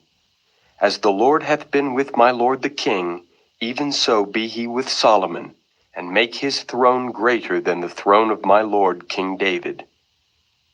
So Zadok the priest and Nathan the prophet and Benaiah the son of Jehoiada and the Kerethites and the Pelethites went down and caused Solomon to ride upon King David's mule, and brought him to Gihon. And Zadok the priest took an horn of oil out of the tabernacle and anointed Solomon. And they blew the trumpet, and all the people said, God save King Solomon. And all the people came up after him, and the people piped with pipes, and rejoiced with great joy, so that the earth rent with the sound of them. And Adonijah and all the guests that were with him heard it as they had made an end of eating. And when Joab heard the sound of the trumpet, he said, Wherefore is this noise of the city being in an uproar? And while he yet spake, behold, Jonathan the son of Abiathar the priest came. And Adonijah said unto him, Come in, for thou art a valiant man, and bringest good tidings. And Jonathan answered and said to Adonijah, Verily our lord King David hath made Solomon king. And the king hath sent with him Zadok the priest, and Nathan the prophet, and Benaiah the son of Jehoiada, and the Kerethites and the Pelethites, and they have caused him to ride upon the king's mule. And Zadok the priest and Nathan the prophet have anointed him king in Gihon. And they are come up from thence rejoicing, so that the city rang again. This is the noise that ye have heard. And also Solomon sitteth on the throne of the kingdom. And moreover the king's servants came to bless our lord King David, saying, God make the name of Solomon better than thy name, and make his throne greater than thy throne. And the king bowed himself upon the bed. And also thus said the king, Blessed be the Lord God of Israel, which hath given one to sit on my throne this day, mine eyes even seeing it. And all the guests that were with Adonijah were afraid, and rose up, and went every man his way.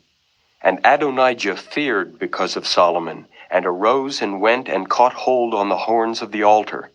And it was told Solomon, saying, Behold, Adonijah feareth King Solomon, for lo, he hath caught hold on the horns of the altar, saying, Let King Solomon swear unto me today that he will not slay his servant with the sword. And Solomon said, If he will show himself a worthy man, there shall not an hair of him fall to the earth. But if wickedness shall be found in him, he shall die. So King Solomon sent, and they brought him down from the altar. And he came and bowed himself to King Solomon. And Solomon said unto him, Go to thine house. Chapter 2. Now the days of David drew nigh that he should die, and he charged Solomon his son, saying, I go the way of all the earth. Be thou strong therefore, and show thyself a man. and keep the charge of the Lord thy God, to walk in his ways, to keep his statutes and his commandments and his judgments and his testimonies, as it is written in the law of Moses, that thou mayest prosper in all that thou doest, and whithersoever thou turnest thyself, that the Lord may continue his word which he spake concerning me, saying, If thy children take heed to their way, to walk before me in truth, with all their heart and with all their soul, there shall not fail thee, said he, a man on the throne of Israel. Moreover, thou knowest also what Joab the son of Zeruiah did to me, and what he did to the 2 captains of the hosts of Israel, unto Abner the son of Ner, and unto Amasa the son of Jether, whom he slew, and shed the blood of war in peace, and put the blood of war upon his girdle that was about his loins, and in his shoes that were on his feet. Do therefore according to thy wisdom, and let not his hoar head go down to the grave in peace. But show kindness unto the sons of Barzillai the Gileadite, and let them be of those that eat at thy table. For so they came to me when I fled because of Absalom thy brother. And behold, thou hast with thee Shimei the son of Gera, a Benjamite of Bahurim, which cursed me with a grievous curse in the day when I went to Mahanaim. But he came down to meet me at Jordan, and I sware to him by the Lord, saying, I will not put thee to death with the sword. Now therefore hold him not guiltless, for thou art a wise man, and knowest what thou oughtest to do unto him. But his hoar head bring thou down to the grave with blood. So David slept with his fathers, and was buried in the city of David. And the days that David reigned over Israel were 40 years. 7 years reigned he in Hebron, and 33 years reigned he in Jerusalem. Then sat Solomon upon the throne of David his father, and his kingdom was established greatly. And Adonijah the son of Haggith came to Bathsheba, the mother of Solomon, and she said, Comest thou peaceably? And he said, Peaceably. He said, moreover, I have somewhat to say unto thee. And she said, Say on. And he said, Thou knowest that the kingdom was mine, and that all Israel set their faces on me that I should reign. Howbeit the kingdom is turned about, and is become my brother's, for it was his from the Lord. And now I ask one petition of thee, deny me not. And she said unto him, Say on. And he said, Speak, I pray thee, unto Solomon the king, for he will not say thee nay, that he give me Abishag the Shunammite to wife. And Bathsheba said, Well, I will speak for thee unto the king. Bathsheba therefore went unto King Solomon to speak unto him for Adonijah. And the king rose up to meet her, and bowed himself unto her, and sat down on his throne, and caused a seat to be set for the king's mother, and she sat on his right hand. Then she said, I desire one small petition of thee. I pray thee, say me not nay. And the king said unto her, Ask on, my mother, for I will not say thee nay. And she said, Let Abishag the Shunammite be given to Adonijah thy brother to wife. And King Solomon answered and said unto his mother, And why dost thou ask Abishag the Shunammite for Adonijah? Ask for him the kingdom also, for he is mine elder brother, even for him, and for Abiathar the priest, and for Joab the son of Zeruiah. Then King Solomon sware by the Lord, saying, God do so to me, and more also, if Adonijah have not spoken this word against his own life. Now therefore, as the Lord liveth, which hath established me and set me on the throne of David my father, and who hath made me an house as he promised, Adonijah shall be put to death this day. And King Solomon sent by the hand of Benaiah the son of Jehoiada, and he fell upon him, that he died. And unto Abiathar the priest said the king, Get thee to Anathoth unto thine own fields, for thou art worthy of death. But I will not at this time put thee to death, because thou bearest the ark of the Lord God before David my father, and because thou hast been afflicted in all wherein my father was afflicted.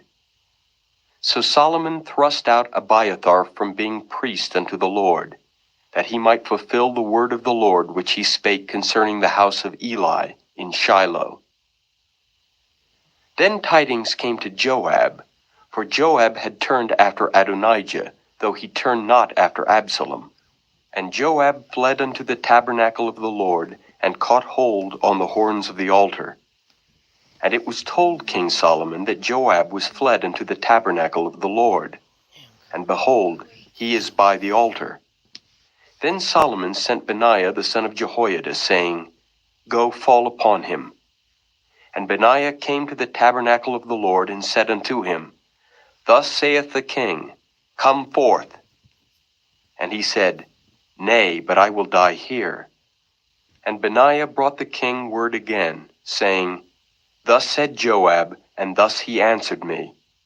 And the king said unto him, Do as he hath said, and fall upon him and bury him, that thou mayest take away the innocent blood which Joab shed from me and from the house of my father.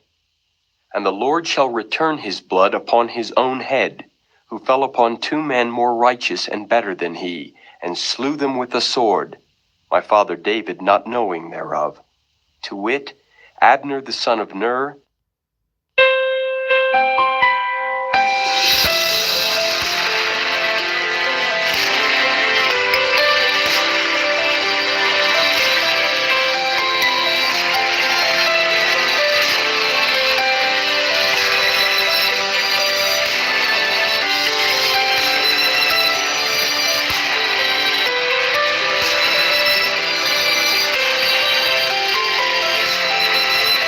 captain of the host of Israel, and Amasa the son of Jether, captain of the host of Judah. Their blood shall therefore return upon the head of Joab, and upon the head of his seed forever. But upon David, and upon his seed, and upon his house, and upon his throne, shall there be peace forever from the Lord. So Benaiah the son of Jehoiada went up, and fell upon him, and slew him. And he was buried in his own house in the wilderness. And the king put Benaiah the son of Jehoiada in his room over the host, and Zadok the priest did the king put in the room of Abiathar.